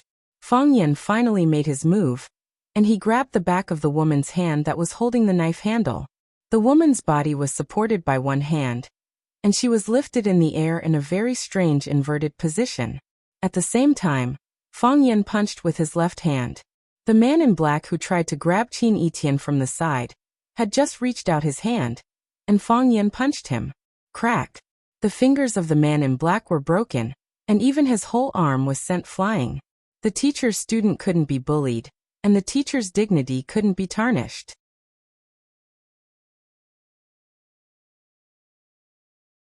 Chapter 232. It was a teacher's duty to protect students. If he couldn't, Fang Yan could only resign. I'm a teacher. I want to find a celebrity to endorse me. In Fang Yan's eyes, Qin Etian was just a child, his student. No matter what ulterior motives these people had, he couldn't accept and tolerate them attacking a child. Fang Yan was angry, so his punch was naturally heavy. What was the result of an egg colliding with a stone? Smashed into pieces. Fang Yan's punch was not smashed into pieces, but his bones were definitely broken. The man in black didn't expect that he would encounter such a big disaster as soon as he stretched out his hand. When Fang Yan punched out, he still had the intention to compete with Fang Yan in terms of strength. After all, he thought he was also a master. However, when the energy hit him, he began to regret. It was too late to regret. What awaited him was that his whole arm was destroyed, and his bones and flesh were separated from his whole body. The smell of blood filled the air. Blood was dripping. In an instant, Fang Yan punched with both hands. With one hand, he lifted a woman in black who was stabbing at his head with a sharp blade, and with the other fist, he broke the whole arm of a man in black. There was a very short silence. The sharp blade in the woman's hand couldn't stab anymore, and the arm of the man in black fell to the ground, half of his sleeve fluttering in the wind. The whole scene gave people an extremely bloody and extremely strange feeling. Fang Yan still sat in the same place, motionless. A few drops of blood splashed on Qin Etian's forehead, and more on his clothes. She didn't like the smell of blood, or rather, she didn't like anything dirty. The blood was very dirty. She looked at the woman in black in Fang Yan's hand, picked up a big stone, and smashed it at her head. Puff! The woman suddenly opened her mouth, and a white hidden weapon flew toward Fang Yan's face. Fang Yan carried Qin Etian and dodged to the side. The hidden weapon hit the stone on the ground and exploded. It was a tooth bomb. After the tooth bomb exploded, the green liquid flowed out again. Although it was only a little bit, it still burned a hole in a large rock. It was conceivable that if Fang Yan could not dodge in time and was hit by this tooth, his face would be completely ruined. He would never be able to be an idle teacher again, right? Fang Yan was enraged. Who were these assassins? Why did the things he casually threw out have such destructive power? Fang Yan loosened his grip, and the woman in black finally regained her freedom. With one hand holding the dagger, he stabbed at Fang Yan's back, which was on top of Qin Etian. With the other hand, he took out a small silver copper ball from his pocket. Whoosh! The steel ball left his hand and flew toward Fang Yan's next landing spot with a whistling sound.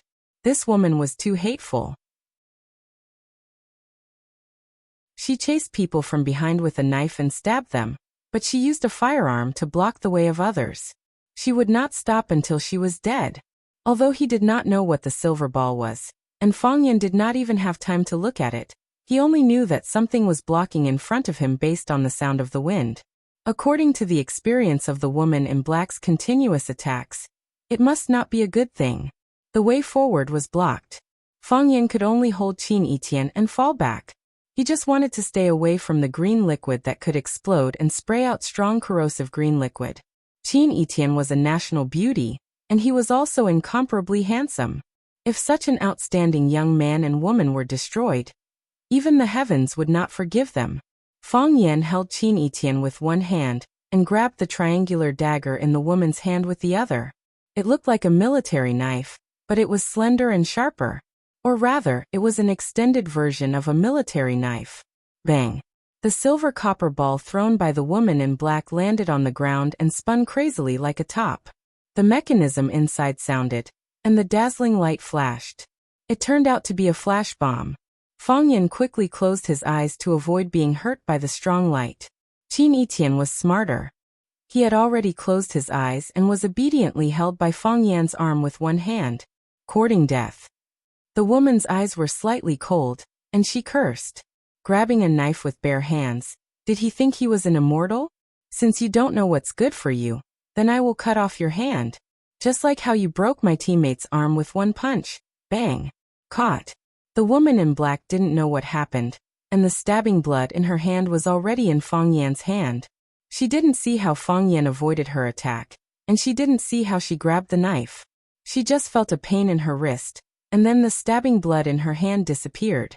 Yes, she called this thing stabbing blood. Stabbing blood didn't make anyone bleed, but became someone else's weapon. The woman in black felt humiliated, and rushed to Fang Yan even more crazily. Fang Yan didn't hesitate. What's yours is mine. Although Tai Chi palm, Tai Chi finger and Tai Chi sword could hurt people, but now that he had such a sharp weapon in his hand, he didn't mind using it to stab the woman's chest or throat. Crack. Strange things happened. The stabbing blood in Fang Yan's hand suddenly grew 8 claws, like an octopus, and wrapped Fang Yan's wrist. In other words, now the stabbing blood became a part of Fang Yan's palm. Unless there was a key to open it, or he cut off his arm, or it was difficult to separate it from his body. The woman quickly dodged, and then avoided a head-on fight with Fang Yan. She stood on the side and stared at Fang Yan with sarcasm. Fang Yan also stopped his attack, because he didn't know what was on his hand. He didn't know what would happen to him. This is stabbing blood. I gave it a nickname, Octopus. The woman in black said with a dark face. This was a very ordinary and even ugly woman. Her body was thin, and the places that should be protruding were not protruding, and the places that should be perky were not perky. Triangular eyes, yellow eyebrows and a dark face. She was quite conspicuous in the crowd. Ugly and conspicuous. It was precisely because of her unique physique that her speed was amazing. Her reaction was quick, and her IQ was not low. If she didn't go crazy at the moment after the stabbing blood was taken away, and more ferociously rushed to Fang Yan wouldn't have thought of grabbing her stabbing blood to let her bleed. Her attacks came one after another, and she didn't give people a chance to breathe. Moreover, he had used some tricks during the attack. Most of the time, bad people were smart people, because doing evil was the most test of intelligence. Killers were even more so. I fell into a trap. Fang Yan regretted it so much that his intestines turned green. Why was his hand so cheap? Why did he grab the blade with his bare hands? Others used the blade to show off, to look good, and to strike down the arrogance of the enemy. Why was it that after he stabbed himself with a knife, the knife didn't help him, but instead backstabbed him? Don't try to take it off, unless you are willing to cut off half of your arm. Also, from now on, whatever I say, you have to do. The woman in black pointed to an electronic wristwatch on her wrist and said, Octopus is a bomb, and the button is in my hand. You don't have to believe it, but I don't mind blowing you up. Fang Yan almost jumped up. He stared at the woman in black angrily and said, It's just killing a person. Is there a need to be so troublesome? This is the style of our arsenal. The woman sneered again and again. I know you have good skills, but now is the era of high technology. Fists are no longer omnipotent. Arsenal? Fang Yan thought about it again and again, but he still didn't know what kind of organization this was. Could it be that this was a new killer organization? The name Arsenal was indeed in line with their style of doing things. Whether it was the remote control wild bird, the poison fang bomb in the mouth, the silver ball of light, or the octopus on her wrist, every one of them was extremely exquisite and powerful, making it impossible to guard against. Fang Yan put Qin Yitian on the ground. Even if this thing accidentally exploded, he didn't want to hurt his student. Qin Yitian looked at the octopus on Fang Yan's wrist and frowned. She stretched out her jade-like wrist and looked at the woman in black and said, You are looking for me, right? Put that thing in my hand, or lock it or something. Let him go. The woman in black sneered and said, Miss Qin really lives up to her reputation. Sacrificing yourself to save others is extremely stupid. Since he is involved and knows the secret of our arsenal, do you think he has a chance to live? Fang Yan felt wronged and said, I didn't want to hear it. You said it yourself. This woman was too hateful. She didn't keep her mouth shut. She told you about the existence of the arsenal, and now she blamed you for knowing too many secrets. How could you bully an honest person like this? The man in black whose arm was punched off by Fang Yin also came over and took out a bottle of red liquid from his pocket. He raised his head and drank it. The blood flow from the broken part of his shoulder slowed down a lot. Before he took the medicine, the blood spurted out like a fountain. He then took out a small spray bottle from his pocket and sprayed it on the wound a few times. The blood was completely stopped. Fang Yin was a little envious. Fighting and killing were inevitable in Jianghu. The last time Bailey Lu came, he was beaten like a dog and ran away. He was definitely injured. If he could get such medicine to treat his injuries, the danger would be reduced and his fighting strength would be higher. The man stared at Fang Yin viciously and spoke as if he wanted to tear Fang Yin into pieces. He said, "You have been captured." He pulled out a modified Desert Eagle from his waist and pressed the muzzle against Fang Yan's head. "Unfortunately, you are not qualified to be a hostage."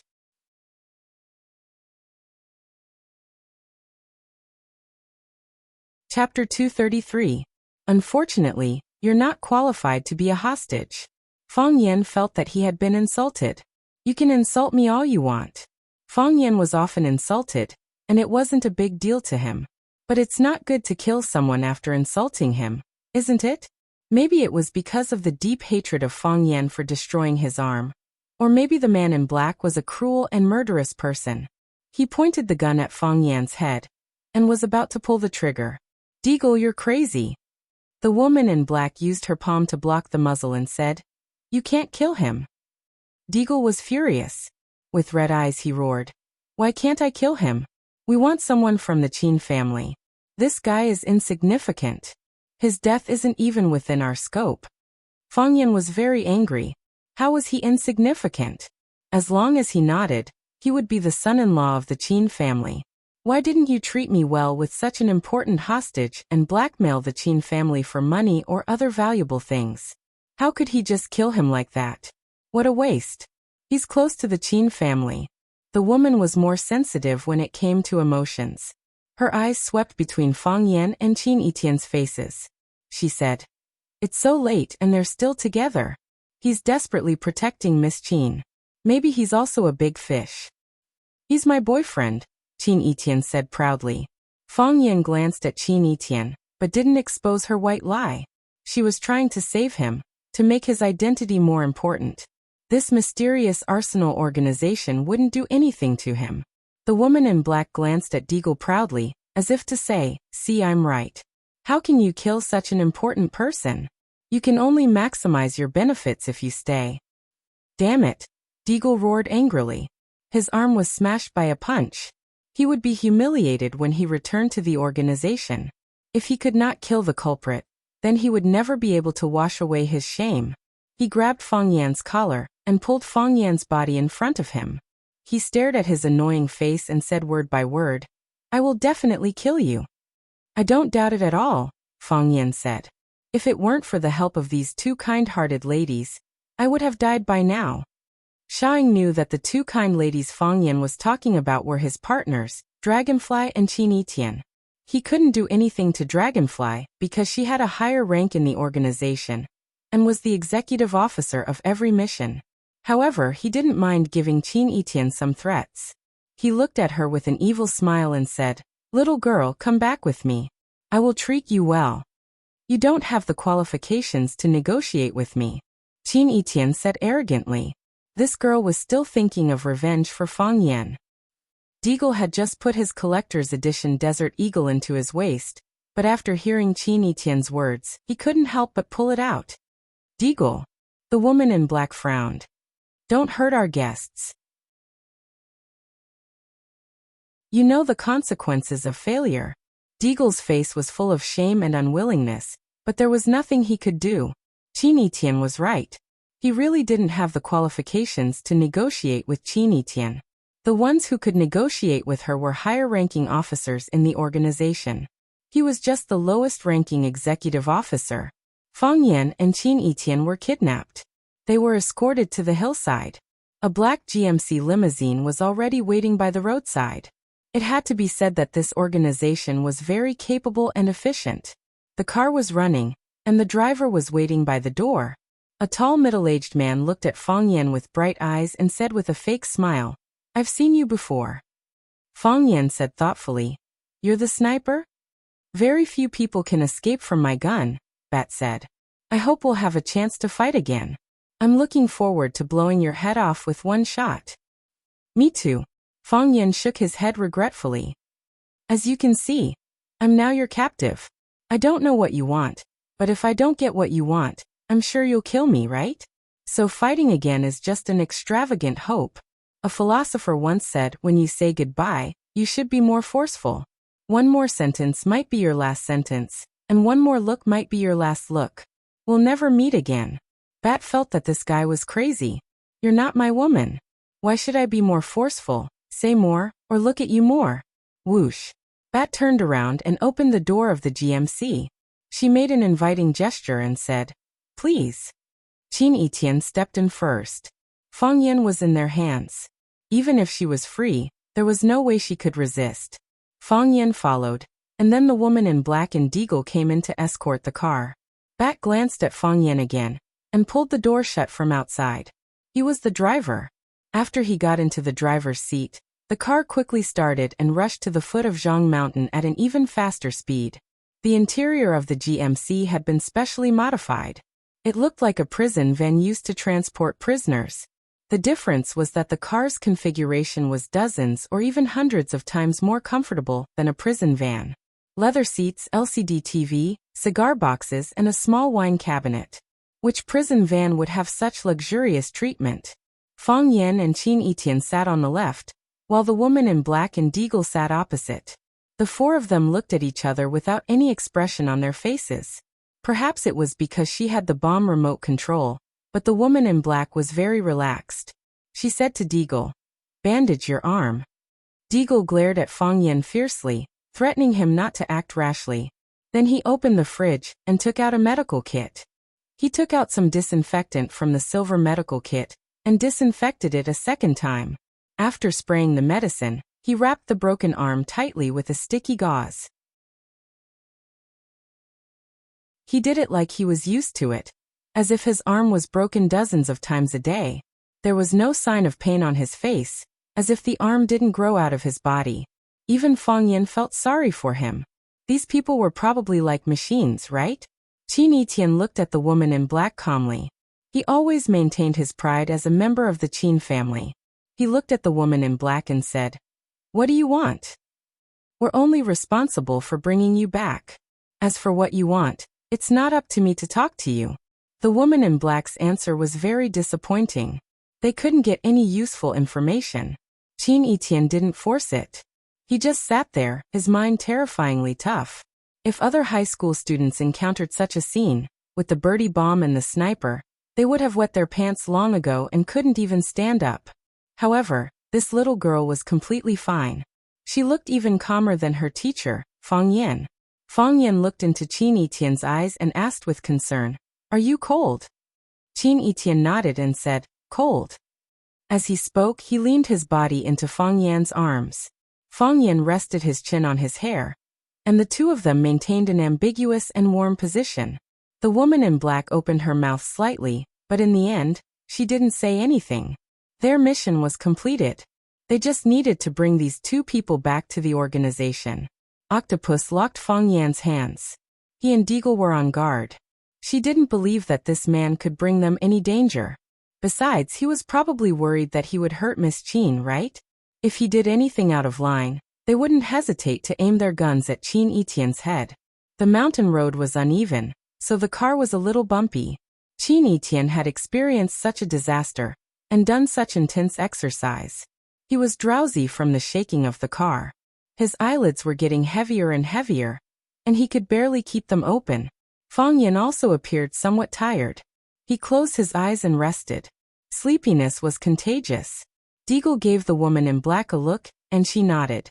Deagle was seriously injured and had lost a lot of blood. He also needed to close his eyes and rest for a while. The woman in black, on the other hand, was full of energy. She stared at Fang Yan's shoulder with vigilance. A person's eyes could lie, but the body couldn't. No matter how small a movement he made, it would involve some key parts of his body. He had killed countless people, so these little secrets couldn't be hidden from her.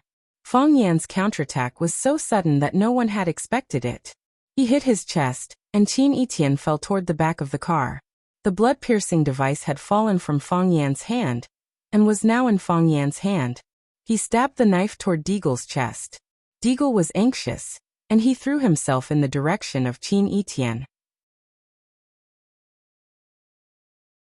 As long as he blocked Qin Etian in front of him, he didn't believe that the kid wouldn't be afraid to hurt him. The car was wide, but it was only the size of a small car. Even with a few people fighting inside, it still seemed very narrow. With just one leap, Deagle was about to hold Qin Etian in his arms. There was a ferocious smile on his face, and his hand had already touched Qin Etian's clothes. Crack! The sound of a knife-cutting tofu came. He felt a pain in his chest, and a soft numbness spread all over his body. He looked down and saw that his black shirt had been dyed brown by the blood. On his chest, the sharp blade was dripping with delicate blood. His body had been pierced through. Too fast, Deagle thought. His idea was good, and his method was right. However, in front of Fang Yan's absolute speed, it was childish and laughable. He regretted it. He regretted it so much. If he had shot Fang Yan's head, pierced Fang Yan's heart, and smashed Fang Yan's body into a pulp, he would have done it to the other unimportant people. How could Fang Yan do such a thing? He regretted it so much. And then he really died. He regretted it so much.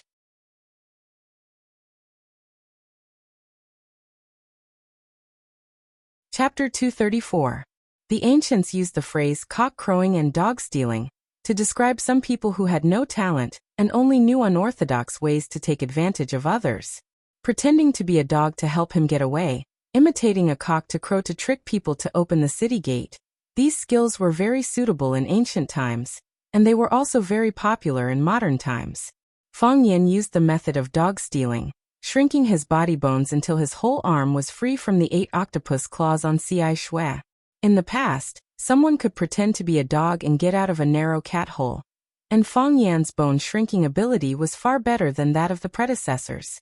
The most difficult part of the octopus clasp was the palm. It was wide, fat, and tightly locked by 8 octopus claws. Fang Yan simply used his left hand to break the 5 fingers of his right hand one by one, and pinch the 5 fingers into a ball, just like the flour used to fry fried dough sticks. This was a cruel and long process. It was cruel because you had to break your finger bones and recombine them, so that they could make more space for you to unlock. Only in this way, and only in this way could you take these damn claws off your arm. It was long because you needed to be careful not to be found by the 2 people sitting opposite you. The 10 fingers were connected to the heart. No matter how unbearable the pain was, you couldn't frown, and your face couldn't show any trace of pain. When you broke the bones, you couldn't show any flaws. After the Ci Shui was taken out, you still couldn't show any flaws. More importantly, when you did all this, you needed some cover. Qin Etian's body was the best cover. When Fang Yan asked her if she was cold, although she didn't know what Fang Yan was going to do, she knew in her heart that Fang Yan must want to do something.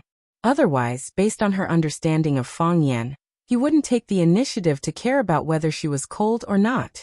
Qin Etian said cold, and then took the initiative to lean his body in Fang Yan's arms. Fang Yan needed her help, and she took the initiative to create opportunities for Fang Yan. Faced with such a smart and understanding little girl, Fang Yan's heart almost melted. Therefore, the 2 of them cooperated well and pierced Deagle's heart when he was caught off guard. Fang Yan's attack had killed Xiaoying. Life and death could be decided in an instant. At the same time that Fang Yan stabbed Desert Eagle to death, the woman in black had already pounced on Fang Yan from behind. Her reaction was not slow. Fang Yan didn't even look at it. He didn't even have time to pull out the Ci Shui in his hand. He punched behind him. The woman in black turned her fist into a palm to block. Bang! Her weak body was sent flying by Fang Yan's punch, which was full of vigor and power, but she did not have enough strength. The woman in black's body hit the wall of the carriage, and then bounced back and rolled to the ground. Fang Yan pounced on the woman in black. He had to kill her in the shortest time possible. These people came from the mysterious Arsenal organization, and they had all kinds of strange biological weapons in their hands. No matter how good their martial arts were, They were afraid of a kitchen knife. Fang Yan's flesh and blood was really afraid of their bombs. Now they were all in the car. A little carelessness would result in the car being destroyed and people dying. This was not what Fang Yan wanted to see. He was afraid of death. The woman in black lay on the ground motionlessly. She quickly took off the electronic watch on her wrist and held it high in the air. This was her attitude, her threat. Fang Yan's pounce stopped. He squatted in front of the woman in black, his sharp eyes staring at every organ on her black face, capturing every subtle expression on her face. Even the slightest movement of her eyelashes would analyze her motive and purpose. If she showed any suspicious movements, Fang Yan would immediately pull out the ci shui and jump down through the glass with her in his arms. That way, Qin Etienne would have a chance to survive. Of course, this was based on the fact that the sniper driving in front didn't react so quickly, or his heart wasn't so vicious. The woman in black didn't speak, and Fang Yan didn't speak either. Both of their bodies were tense. One was ready to snatch the electronic watch at any time. The other was careful. As long as Fang Yan moved, he would press the remote control button. The atmosphere was tense and dangerous. Bat, who was driving in front, heard the noise in the carriage and shouted through the heavy door. Deagle, what happened? Deagle was dead, so he couldn't answer. Neither Fang Yan nor Bat could answer. Whoever answered first would be discouraged. However, for Bat, no one answered, which was the clearest answer. His eyes flashed with a trace of coldness. All he could do was concentrate on driving. They were now on the mountain road down the mountain. The road was steep, and a little carelessness could lead to death. Don't move. The woman in black finally spoke. If you dare to move a finger, I will immediately press the bomb button. Master Yin stretched out a finger and shook it in front of the woman in black. This was a provocation. A naked provocation. You deserve to die. The woman in black's eyes were cold, and a lot of anger accumulated in her chest. This guy was too shameless. He was humiliating her. She also began to regret. Why didn't she let Deagle shoot him in the head? If he was dead, this wouldn't have happened, right? However, he was kidnapped by the ci shui. How could he escape unscathed? It seemed that she had too much faith in the power of technology.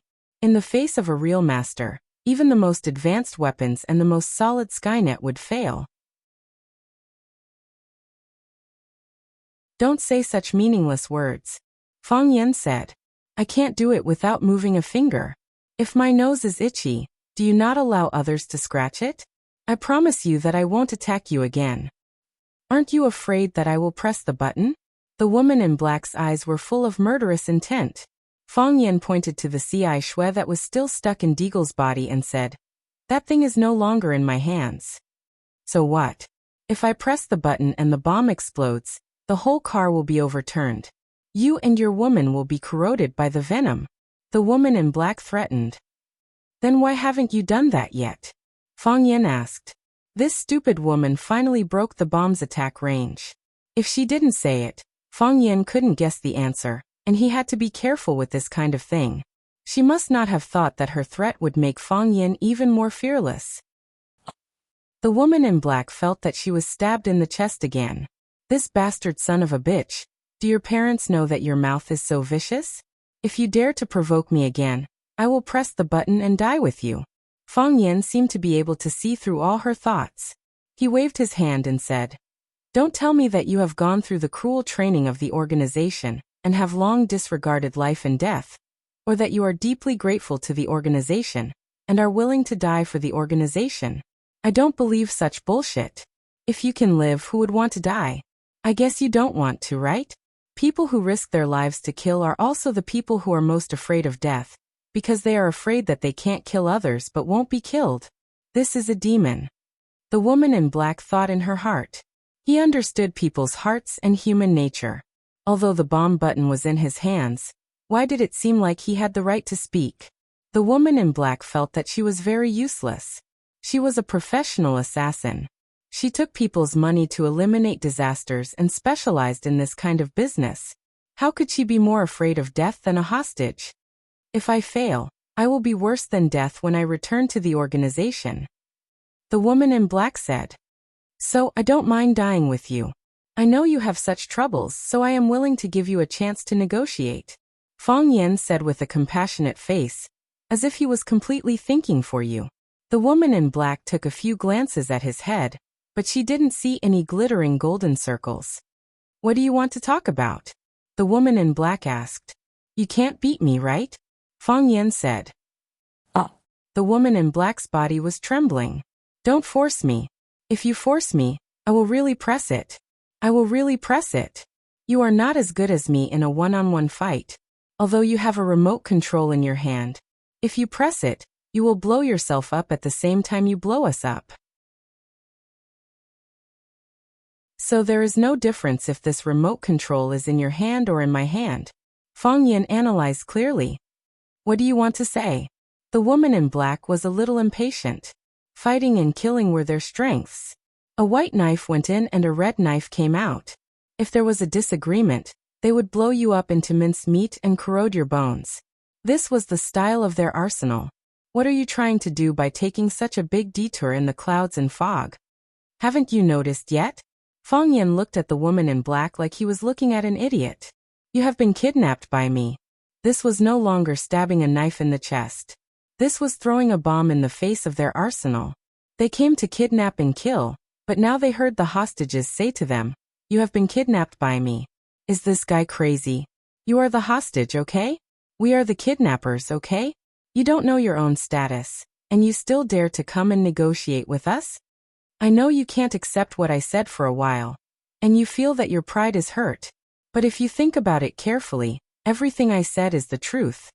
Fang Yan said, I am not as greedy as you, extorting this and wanting that. Give me that watch. Tell me who ordered you. Then stop the car on the side of the road, and I will let you go. From now on, we will never meet again.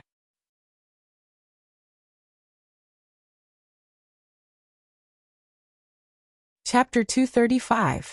Dreams were plentiful, but reality was harsh.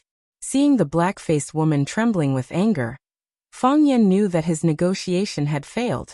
Yes, since he found out that the woman's face was darker than the clothes she wore, Fang Yan no longer called her the black-faced woman, but the black-faced woman. He wanted to call her a black-hearted woman, but for some reason, when he thought of the word black-hearted, his heart felt inexplicably uncomfortable. So he gave up the idea. Don't be angry. Fang Yan looked at the black-dressed woman slowly. Negotiation. How can it be considered a negotiation if we don't talk? Whatever conditions you have, just say it. I'm not a person who's easy to talk to. If you're not easy to talk to, then what conditions do you want me to bring up? The black-dressed woman's face darkened even more. She looked at Fang Yan and said, I only have one condition, and that is to bring the target back. You can go, but Miss Qin must stay. Fang Yan turned around and looked at Qin Yitian. She was sitting far away in the corner of the car, letting Xia Ying's body block in front of her. Blood flowed out and soaked the hem of her dress, but she didn't care. She was very good at protecting herself. No matter what, she didn't panic and looked for the best opportunity and hiding place. Fang Yan looked at Qin Yitian thoughtfully. He really didn't know what this girl had experienced. Impossible. Fang Yan simply refused the black-dressed woman's request. If she leaves, I'll leave. If she doesn't leave, I won't leave either. Of course she can go, but you can keep me. I'll be your hostage. You're useless. The black-dressed woman was also very dissatisfied with Fang Yan's proposal, and it was very insulting. My task is to take Miss Qin away. I thought you were a bonus, but now I find you're trouble. You can leave, but she must stay. Qin Yitian looked at Fang Yan's back and said, Fang Yan, you go. I'll stay. They don't dare to kill me. If they kill me, they won't get anything. Moreover, she would suffer the cruelest revenge from the Qin family. Regardless of whether it is her or her organization, they would not do such a stupid thing. Fang Yan shook his head and said, No. You should know that this is the best choice. I know it's the best choice. I know, but I can't. Fang Yan said rudely. If I wasn't Fang Yan, but any other teacher in the school, I would follow your advice and choose to leave by myself. Because none of them would be able to solve the problem if they stayed behind. It was very likely that they would become a resentful spirit under their blades, and another broken family. I am Fang Yan. When faced with such a situation, I absolutely cannot run away and abandon my students. If my grandfather finds out, he will cut off all ties with me. If my grandfather found out, he would break one of my legs. Your family education is really good, Qin Etian praised. Fang Yan was also very proud and said, "Our Fang family is also a rich and powerful family." Fang Yan felt that it was better not to talk about this in front of Qin Etian. It was too embarrassing. He stared at the dark-faced woman and said, "If you are afraid of the organization's revenge, I can give you a clear path. Since you kidnapped a woman from the Qin family, you must have a certain understanding of the Qin family, right? Why don't you abandon the darkness and join the light? Let's send Miss Qin safely back to the Qin family. I believe the Qin family's reward is enough for you to enjoy for the rest of your life, and I can also take advantage of it. What do you think?" After failing to instigate the ghost fisherman, Fang Yan had been unwilling to accept it. He stood on the side of justice, and the conditions he proposed were so generous. Why didn't those guys want to turn over a new leaf? He had read many novels where the male protagonists in other novels would immediately turn over a new leaf when they encountered a villain. They would curse and shout that they wanted to be the male protagonist's lackey, but they couldn't be beaten or scolded away. They would shelter from the sun when it was sunny, hold an umbrella when it was raining, and play the flute when the enemy came. Most importantly, they wouldn't betray and ask for money. Fang Yan felt that he was a failure as a person. So, as long as there was a chance, he would try to improve his personal charm. "I've lost my patience with you." The woman in black took out a silver ball from her waist and threw it at him. When Fang Yan saw it, he kicked the ball back. Then he turned around and pounced on Qin Etian. He used his own body to cover Qin Etian from head to toe. Bang! The ball was thrown on the ground, but it didn't explode. Also did not have the intents let people open their eyes to the light circle. "This is a pair of handcuffs." The woman in black's eyes flashed with ridicule. "Open it, then lock your arms properly. Otherwise I will press the button. Just like you said, I'm not afraid of death. But if the mission fails, death is the best ending." Fang Yan could see that this woman was serious. If he didn't do as she said, she would really press the button and blow herself and the whole car up. Then, their bodies would be corroded by the green liquid into a pool of charred black residue. 3. The woman in black began to count. "I'll handcuff." Fang Yan said hurriedly. He could count for others, but he hated it when others counted for him. This made him feel that he didn't have much time left, as if he could die at any time. Fang Yan picked up the ball and pressed a red button on it. The ball immediately stretched out and turned into a shining silver handcuff. Fang Yan didn't know what material this handcuff was made of, but he knew that if he wore this thing, even the bone-shrinking skill wouldn't be able to save him. Clang! The wheels ran over a big stone, and the whole car bounced. Fang Yan's body fell forward mechanically. Qin Etian's and Sha Ying's corpses also fell toward the front of the car. The woman in black's body fell backward, her hands grabbing the legs of the seat to prevent her body from moving. Seeing Fang Yan rushing toward her, she was a little hesitant, because she couldn't be sure if Fang Yan was leaning forward due to the car's unstable inertia, or if he was using this opportunity to attack. This was a serious matter. If she pressed the button, everything in front of her would disappear. It was because of this moment of hesitation that she hurt herself. Or rather, she helped Fang Yan. For her, whether she put down the button or pressed the button, there wouldn't be much difference. But for Fang Yan and Qin Etian, there was a world of difference. Perhaps for others, she couldn't do anything in less than a second of hesitation. It was just a blink of an eye or a fart. But for Fang Yan, this little bit of time was more than enough. Fang Yan's hand shot out like lightning. The dark-skinned woman wanted to dodge, but Fang Yan still grabbed her wrist. The woman in black was furious and full of hatred. She finally let go of the thought of survival and resolutely pressed the electronic watch on her wrist.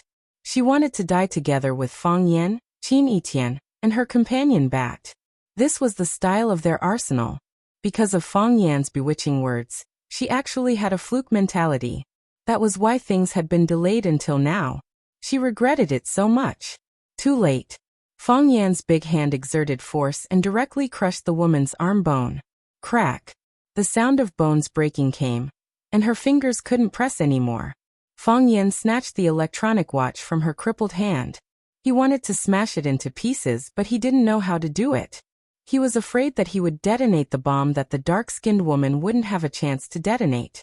He wanted to open the door, but the door was blocked, and he couldn't open it. Clang. Fang Yan punched the window glass, but the glass didn't break. Fang Yan was really angry. These bastards actually used explosion-proof glass. His punch that could easily penetrate a big stone was actually useless.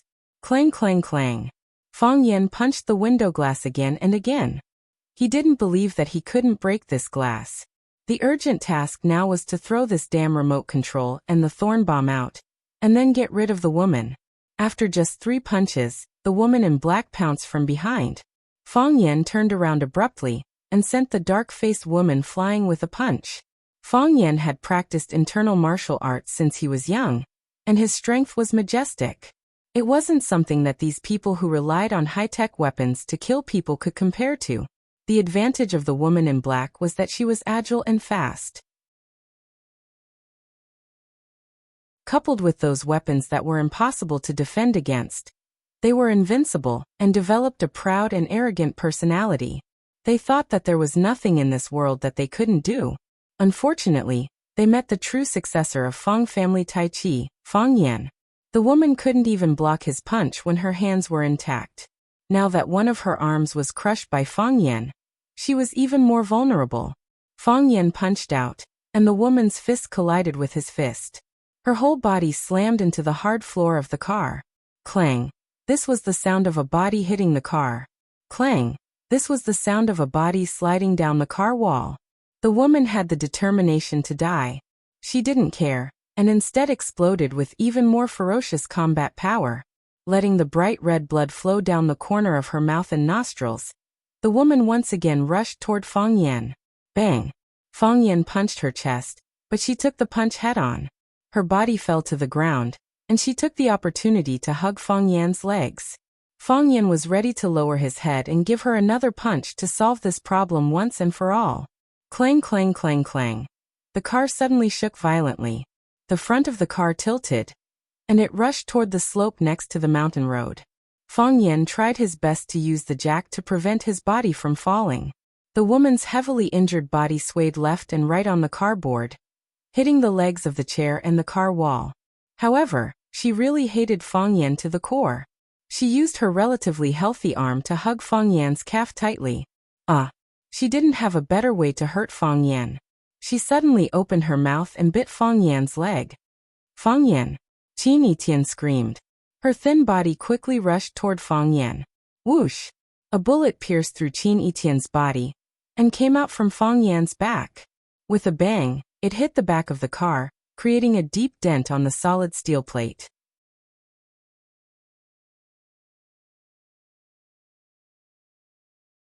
Chapter 236. Bat was a very calm person. He was so calm that he was almost callous.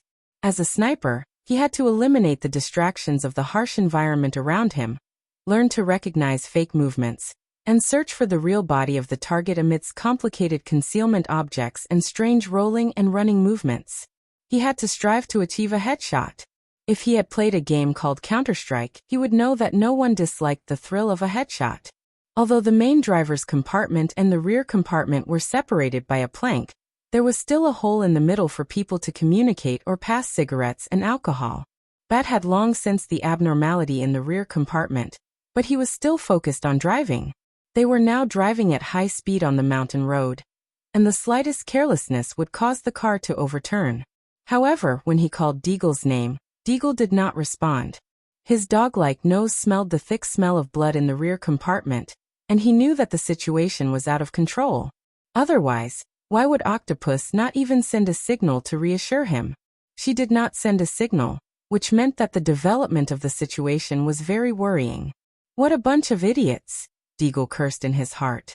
How could a guy who was bound by blood, and the bomb's remote control was still in Octopus's hand, give him time and opportunity to fight back? If he sensed anything, he would have shot him dead. He was not a big shot anyway. When he heard Octopus's painful groan, he knew that he could not wait any longer. Deagle was dead, Octopus was seriously injured, and they could escape immediately.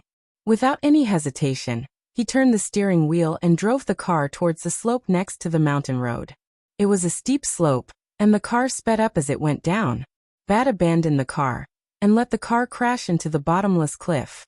He was like a bat lying on the window and shooting at Fang Yan. He had already secretly made a small hole in the wall. He had fought with Fang Yan before. Whether it was the remote bomb codenamed Bluebird or his long-range sniper, Fang Yan had dodged all of them. Therefore, he knew very well that this guy was the real threat. As long as he killed him, everything would be fine, and they could still bring Qin Etian back to complete the mission. The car was bumpy and unstable, and with Octopus risking his life to attack, Desert Eagle easily found an opportunity to shoot. Qin Etian sat in the corner of the carriage. Although the carriage was shaking violently and their lives were in danger, Qin Etian still maintained absolute calmness. Her mother had told her that the more dangerous the situation was, the more calm she had to be, because at that time, your time is the most precious. Don't waste a single second. They couldn't afford to waste it. Qin Etian had always done a good job in this regard. When she saw the Desert Eagle outside the car window, she immediately threw herself at Fang Yan. Seeing Qin Etian take the bullet for Fang Yan, Bat's pupils constricted. Since they kidnapped Qin Etian, they naturally knew Qin Etian's true identity. If he didn't conduct a thorough investigation on his target, he might slip up or offend a big shot that he couldn't afford to offend. Even if he provoked him, he still had to get a corresponding reward, right? She was the young lady of the Qin family. Such a delicate woman was willing to take a bullet for a man. That must be the legendary true love, right? Soon after, a cold smile appeared on his face. Do you think you can block my bullets just because you want to? He regretted that he didn't take out his sniper rifle. That was the weapon he was best at. With one shot, he could blast a big hole in their bodies or directly blow their heads off. Unfortunately, he kept the sniper rifle in the box, and it was not as useful in close combat as the custom-made Borg in his hand. When Bat wanted to pull the trigger again, Fang Yan disappeared right under his nose. Qin Etian also disappeared at the same time. He knew that there was only one possibility. He was hiding next to the wall of the car that was close to him. In other words, the distance between them was only a thick wall of the car. Bang bang bang. Bat fired continuously at the wall of the car, trying to penetrate it and kill Fang Yan. Unfortunately, the bulletproof car that had been modified by the armory was extremely strong. Ordinary bullets couldn't penetrate it. Even the accelerated bullets of his Borg pistol couldn't penetrate it. The dark-skinned woman saw that Fang Yan was injured. She didn't want to give Fang Yan a chance to breathe. She climbed up from the ground and pounced on Fang Yan again. She wanted to push Fang Yan to the window, to the middle of the car, and to the shooting range of Bat. If Fang Yan died, their mission would be completed, even if they might have to pay with their lives. Fang Yan pushed Qin Etian's body under the seat to prevent her from getting hurt again. Then he turned around and rushed toward the dark-skinned woman, letting her hold on to his arm tightly.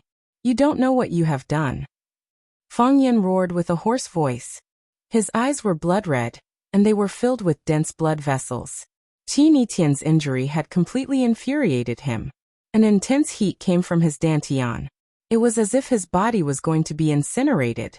Although there was no smoke, Fang Yan felt that his body was boiling, as if he was in a big iron furnace that had just been heated. His blood was hot. It was scalding hot. This wasn't the heart of Tai Chi, nor was it the state of Tai Chi. This was the complete opposite of the calm and peaceful state of the Taiji heart, where everything was still. He wanted to vent. He wanted to expel the heat from his body. The dark-skinned woman's heart skipped a beat. She saw a suffocating murderous aura from Fang Yan's eyes. She was an assassin. How could an assassin be afraid of murderous aura? The dark-skinned woman became even crazier. She used all her strength to hit Fang Yan's body. She took out another ball from her pocket. She was going to perish together with everyone in the car. She wanted to destroy and drown everything that had failed. This was also the rule of the armory. If the mission failed, They would work hard to cover up the secret of the armory in this world. Die! Fang Yen roared. Boom! With one punch, red and white matter splattered everywhere. The head of the woman in black had actually disappeared, and she had become a headless corpse. Fang Yen punched out furiously. His aura surged and his strength was as great as Mount Tai pressing down on the Yangtze River. How could the body of a mortal withstand the pressure of Mount Tai and the rushing of a great river? Even if steel could be pierced and rocks could be smashed, a mere head would naturally be hard to find. What was even more frightening was that the flesh and blood that flew out actually carried a burnt smell. Fire chi, fire chi, fire chi. The stronger the chi, the fiercer the fire. Pa! The dark-skinned woman's petite body collapsed to the ground. Just as the ball was about to hit the ground, Fang Yen flicked it with the tip of his foot, and it jumped back into Fang Yan's hand. Fang Yan's face and body were drenched in blood, and he looked like a god of death. He turned around and punched Bat's car window with a loud bang. Boom! The glass was on the verge of breaking. Boom! Another punch. Cracks began to appear on the glass, and it looked like it was about to explode. In order to sneak an attack on Fang Yen, Bat had purposely opened a gap in the window. Because of this gap, he had the opportunity to shoot and injure Qin Etian and Fang Yen. However, it was also because of this gap that Fang Yen had the opportunity to smash it. If the glass was tightly fastened to the inside of the window frame, it would be like the glass on the other side, airtight and as hard as alloy. Boomed the third punch. Finally, the glass could not withstand the heavy blows and cracked open. Bat, who had been lying on the roof of the car and waiting for an opportunity to shoot, dodged the flying glass shards and raised his gun to shoot at the window. Before he could pull the trigger, Fang Yen grabbed his arm. With a forceful tug, Bat's body was pulled into the window. Although large pieces of glass fell off, there were still some glass shards stubbornly stuck to the edge of the window frame. With such a violent pull from Fang Yen, a few pieces of Bat's skin and flesh were torn off by the glass shards. A few bloody grooves appeared on his stomach and back. Only then did Bat realize that his strength was not on the same level as Fang Yan's. No matter how hard he tried, he could not break free from Fang Yan's iron grip. Fang Yan pressed Bat's body against the floor of the car and raised his foot. Crack! Bat's arm that was holding the gun was broken. Crack! Fang Yan raised his foot again and broke the arm that was not holding Bat's hand. His clothes were torn into pieces, his bones were crushed, and his skin and flesh were separated from his body. Fang Yan destroyed both of Bat's arms, leaving him no chance to hold the gun or turn the tables. Then he grabbed the gun from Bat's hand that was separated from his body, and pulled the trigger desperately at Bat's head. Bang, bang, bang, bang, bang. Until all the bullets in the gun magazine were emptied. Fang Yan smashed the gun on Bat's broken body. Bat lay there motionless.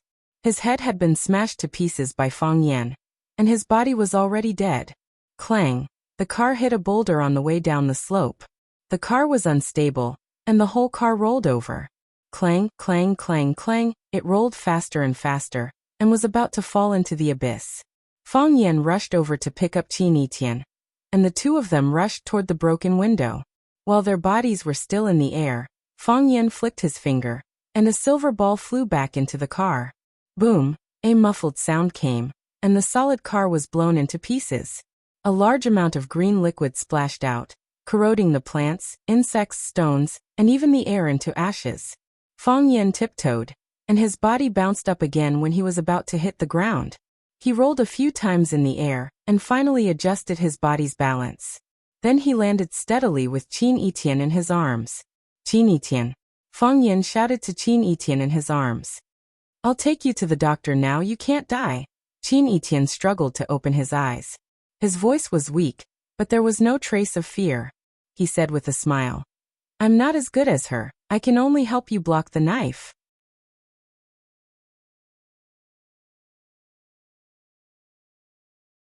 Chapter 237. He was on the mountainside, and the car had crashed. Fang Yan was in a dilemma. The nearest building to them was the Zhangyuan restaurant at the top of the mountain. As long as he carried Qin Etian up there, he would be able to get the car. Then he would drive Qin Etian to the hospital, which would be faster.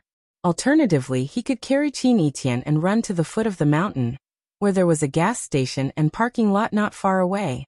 There should be a car that he could borrow. Of course, waiting by the roadside was a good way to save energy, because there would always be some customers driving back from the Zhongyuan restaurant at the top of the mountain after dinner. Fang Yan only needed to hijack the car halfway. Fang Yan put Qin Yitian on the grass by the roadside and pressed several acupuncture points on her body. This would slow down the speed of her blood loss. He rummaged through all the pockets on his body, but they were all empty. There was no medicine to stop the bleeding or heal his wounds. He slapped himself in the face and ran to the foot of the mountain with Qin Yitian in his arms. Qin Yitian covered Fang Yan's chest and said, "You're hurt. You're bleeding a lot." "Don't talk," Fang Yan shouted. Talking would pull at the wound and even consume energy. At this time, it was very important for the body to retain some energy. If it took too long without treatment, and Qin Yitian ran out of energy, she would never wake up again. "Fang Yan, tell me, if I didn't rush over to block the bullet for you, could you have dodged it yourself?" Qin Yitian had never been an obedient person. Although Fang Yan yelled at her not to speak, she had no intention of stopping at all. "Don't talk." Fang Yan was panting, and his heart was beating fast. Although he was also injured, his legs were still flying. He had to find a car as soon as possible and send Qin Yitian to the hospital as soon as possible. "You haven't answered my question." "Don't talk." Fang Yan almost roared. "You haven't answered my question." Qin Yitian was far more stubborn than Fang Yan imagined. "We can't hide," Fang Yan said in a deep voice. Qin Yitian was very happy and laughed silently. "Fang Yan, you lied to me." Qin Yitian's voice was very low, but his expression looked very happy. Fang Yan didn't want to reply. If he didn't talk to her, she probably wouldn't be interested in talking to him, right? "In the past, I always liked to calculate. No matter what I did, I liked to think it through in my mind first. Was there any danger in this matter? Were there any loopholes in this decision? How much profit was there in this investment? Maybe it's because his IQ is not bad. He has never missed anything," Qin Yitian said softly. She closed her eyes, as if talking to herself. However, Fang Yan could hear every single word that came out of her mouth. Then it flowed into his heart. "People outside say that I have wisdom, and I also think I'm very smart. Calculating has become the norm of life. I don't do things based on feelings, and the rhythm of life is never off track. I also like this state. Sometimes I feel a little irritated, but at least it's comfortable and comfortable. When there's a bodyguard, you need a bodyguard to protect you. When the bodyguard is not around, you have to learn to take care of yourself. But when I saw someone shooting at you, I rushed over without thinking. I forgot to calculate and ignored the pros and cons. I just thought that I can't let him kill you. I will make sure that you live. If I live, you have to live. You idiot, I told you not to talk. You're a student. You're my student. I'm your teacher. Can you listen to me for once?" Fang Yan shouted while gritting his teeth. His forehead was dripping with sweat, and his chest was bleeding profusely. The front half of his clothes was soaked with blood, and the back half was soaked with sweat. However, the unlucky girl in his arms was still talking nonstop. Didn't she know that it was really dangerous? If he could, he really wanted to slap her until she fainted. But he was worried that if he did that, Qin Yitian would never wake up. She would never wake up. Didn't they say on TV that people who have been shot must talk more? Because that way they won't faint. That's someone else. You won't faint. Fang Yan said with absolute certainty. He had been transferring energy into Qin Yitian's body carefully and gently, so that her body's organs would always be in a basic state of operation, and her brain would always be awake. But you can't waste all this life-saving energy, right? It was fine if he could transfer it now, but if he couldn't transfer it later, Fang Yan couldn't imagine the consequences. Fighting and killing were common occurrences for martial artists. Fang Yan had experienced the test of life and death, and even suffered the torture of injuries. But he had never been as afraid as he was today. He was afraid that he would die, and he was afraid that the girl in his arms would die. "I don't believe that I will faint either. Although I have no strength in my body, my brain is very clear," Qin Yitian said. "I know that you can dodge it. When I threw myself at you, I remembered that with your skills, you must be able to dodge it. Because I threw myself at you, it affected your performance and made you get shot together with me. I said that I can't dodge it. I'm not a god. Fang Yan corrected Qin Etienne's words. Fang Yan, I said that my brain is very clear now. Qin Etienne exposed Fang Yan's lie. But I like the lie you told. The reason why you said that you can't dodge it is because you don't want me to blame myself. You're afraid that I will blame myself because you start to care about me. In the evening, the sky was still full of sunlight, but at night, it became dark and cloudy, and it might rain at any time. This was the weather in the south. Beep, beep, beep, strong lights shone, and there was a sharp sound of a car horn behind him. Fang Yan breathed a sigh of relief. Finally, there was a car coming. He did not dodge. Instead, he stood in the middle of the mountain road with Qin Etienne in his arms. The driver originally wanted to crash into them, but he did not slow down and instead increased the horsepower. As the ancients said, when two people meet on a narrow road, the braver one wins. If he did not stop, the person in front would definitely dodge. The distance was getting closer and closer, but the person in the way did not jump away. Screech. The white BMW stopped in front of Fang Yan. The window was opened, and a young man with a buzz cut and earrings pointed at Fang Yan and scolded. Are you fucking blind or deaf? You don't know how to dodge the horn, and you can't see such a strong headlight.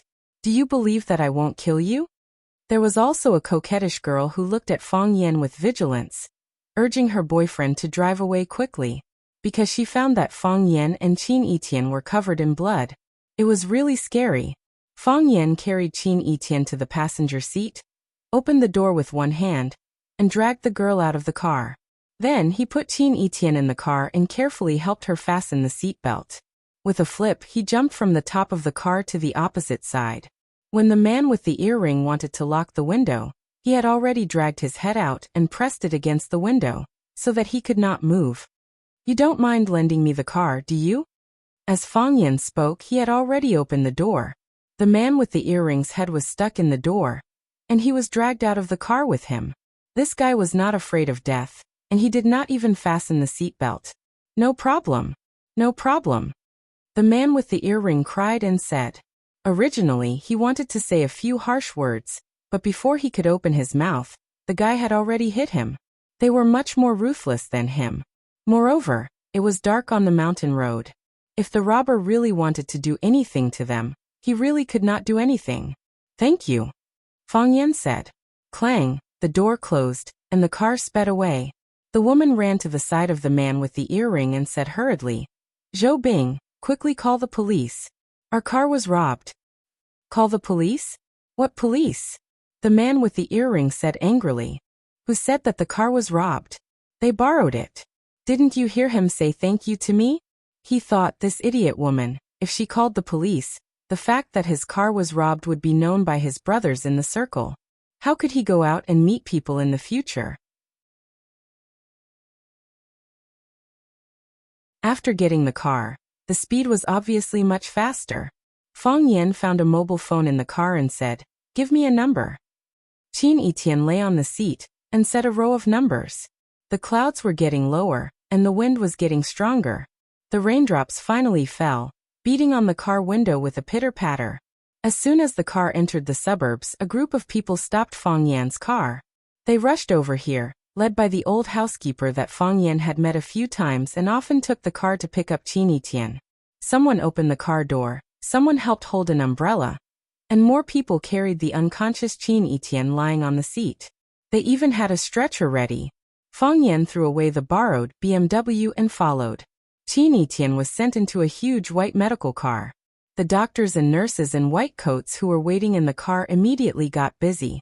Fang Yan wanted to get in the car, but was blocked by the old housekeeper. Let me go up, Fang Yan said in a deep voice. The old housekeeper did not say a word, but his attitude was very clear. Fang Yan could not go up. Let me go up, Fang Yan said again. He punched the old housekeeper's expressionless face. Bang. The old housekeeper gently raised his hand and blocked Fang Yan's fist. The old housekeeper sighed softly and said, Why? Mistrusted you, so I gave her to you. Now, Do you still want to affect Mrs. Treatment? Fang Yan's whole body was wet. The rain and blood mixed together. His eyes were red. He bowed deeply to the old housekeeper and said, "Please." The motorcade went away. Fang Yan, standing in the rain, felt that a piece of his heart had been dug out.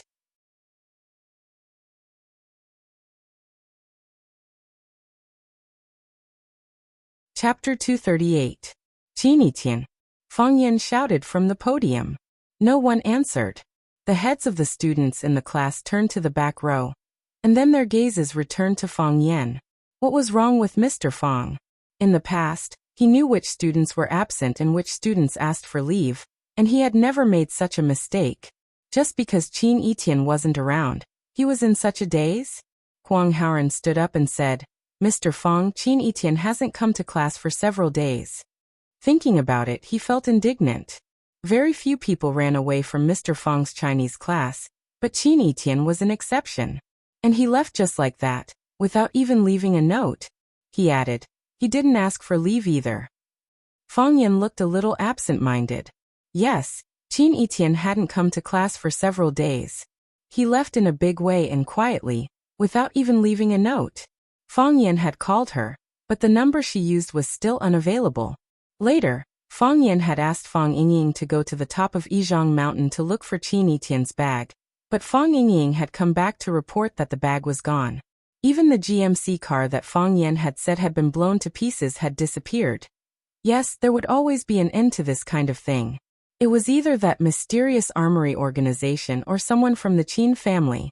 Any one of them had the ability to erase all traces of that night, as if nothing had ever happened. Students were required to leave a home phone number, or the phone number of their immediate family in the school's file for the convenience of the school and the students' parents. However, Qin information only had a home number in Huaqing. The call was answered by a middle-aged woman. She said that she was Qin aunt, but the aunt's knowledge was limited. She didn't even know where Qin had gone. Qin seemed to have suddenly disappeared. He disappeared from Class 9, from Rosefinch, from Flower City, and from Fang Yan's world. Mr. Fang. Huang Haoran saw Fang Yan standing on the podium in a daze and asked, "Do you want to call Qin?" Tang Cheng's head rested on the table as he lazily said, "I've fought before." No one answered. Without Qin, Tang Cheng felt that class was too boring. Fang Yan's class was better. It was humorous and witty, and the topics were relatively new. At least it could make him a little more energetic. Besides, even if Fang Yan's class was boring, he had to force himself to be energetic. He couldn't beat Fang Yan. In other teachers' classes, he used to sleep to pass the time. If the teacher was angry and asked him to answer a question, he could answer correctly every time, leaving the teacher speechless and helpless. This kind of behavior could win a lot of applause from other students. They felt that Tang Cheng, who could answer all the questions without listening in class, was too cool. After a few times, the teachers turned a blind eye to his various bad habits.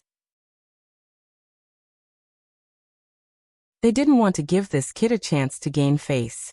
Qin wasn't feeling well, so he applied for leave from school in advance. "I forgot about this," Fang Yan explained. Then let Huang Haoran answer this question. When Fang Yan was in class, if the question was too profound and none of the students could answer it, Fang Yan would call out the names of Qin, Tang Cheng, or Huang Haoran. Their views on the problem could often bring surprises or inspiration. This wasn't because he was biased towards these students, but because he wanted to use this method to tell other students that any question could be answered. As long as you were good at thinking, you could do as well as them.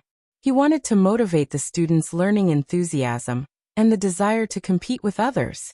As long as there was competition within the class, the students' learning could continue to improve. Today, Fang Yan habitually called out the name of Qin, but the owner of that name couldn't use the most elegant posture and the most correct answer to win the students' warm applause like before. Huang Haoran didn't think too much and began to answer the questions raised by Fang Yan seriously. The bell rang, and Fang Yan walked down the podium with his textbook. Tang Cheng, who looked like he couldn't even sit up straight, suddenly jumped up and ran to the front of the podium to block Fang Yan's way. He said, Mr. Fang, you know where Qin Etian went, right? Fang Yan looked at Tongqing's handsome facial features, and his heart was filled with infinite emotions. He didn't approve of love in high school, because this was the time to desperately absorb knowledge. This was also one of the most critical periods in one's life. Students didn't know how to reasonably arrange their time and control their feelings. They would regard love as the only thing. They would think of that person and miss that person when they were walking or eating in class. In this case, where would they have time to learn and complete the most important accumulation of knowledge in life? However, he knew that he couldn't stop this phenomenon with his own strength. If possible, he hoped that the person Qin Etian liked was Tangcheng. Their feelings were quiet, hidden, bitter, sweet, and most importantly, Tangcheng also liked her wholeheartedly, just like other girls who fell in love early in high school. The biggest punishment was just the teacher's reprimand and the parents' scolding. In any case, there was no need to use his body to block bullets. An unintentional sacrifice in exchange for such a desperate return. Was it really worth it? Fang Yan's heart was in a mess. Fang Yan looked at Tangcheng and said, "Didn't you try? You couldn't get through to her phone, and I couldn't get through to her." But Tangcheng scratched his hair and looked a little embarrassed. He was still a student.